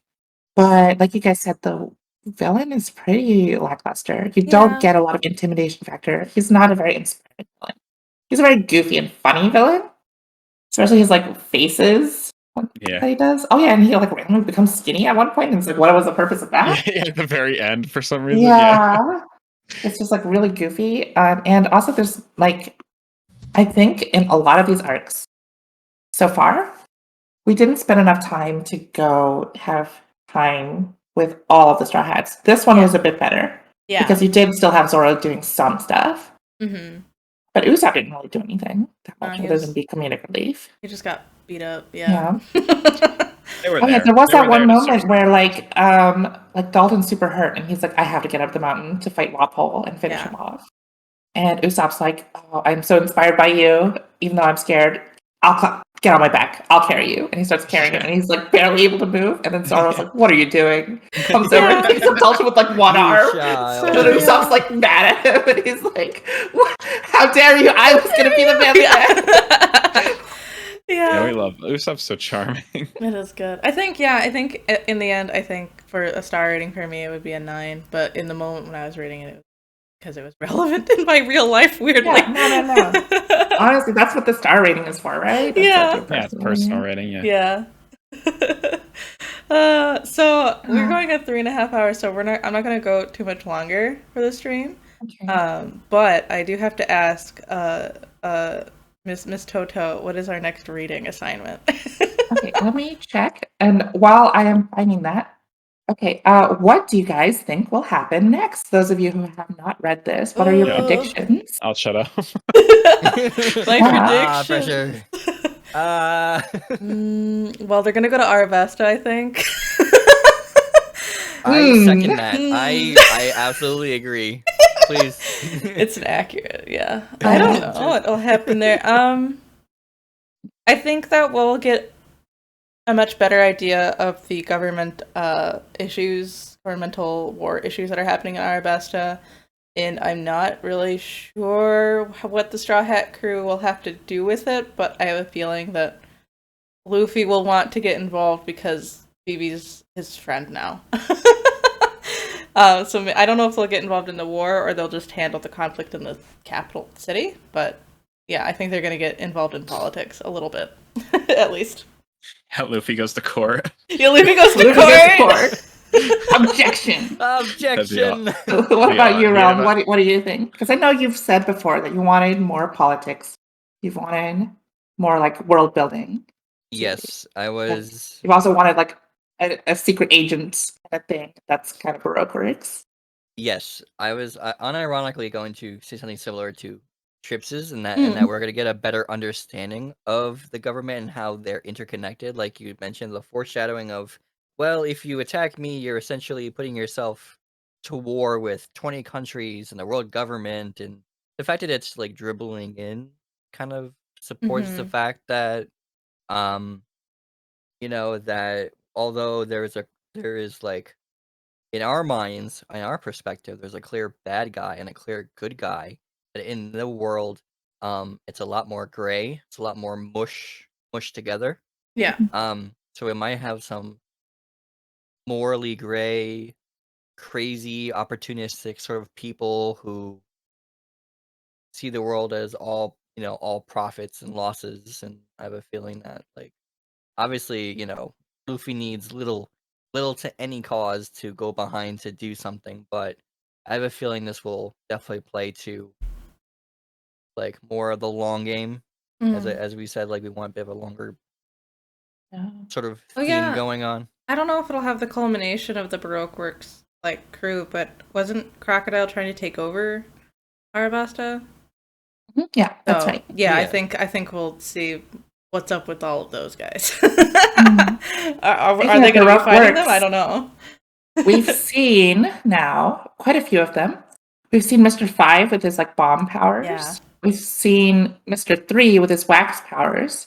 We've seen Mr. 2, we haven't seen his powers. What do you think of the missing people? What about number 4 and number 1 and number 2, I guess? What do you think their powers are?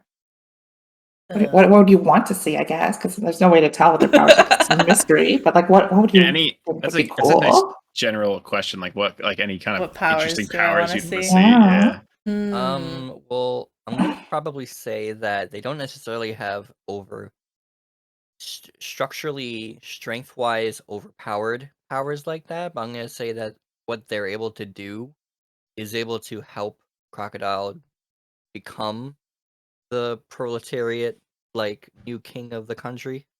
So, like, aspects of, like, espionage or information gathering or, like, using channels to, I don't know, figure out information or something structural to an actual organization. I feel like these people are gonna be, like, the covert ops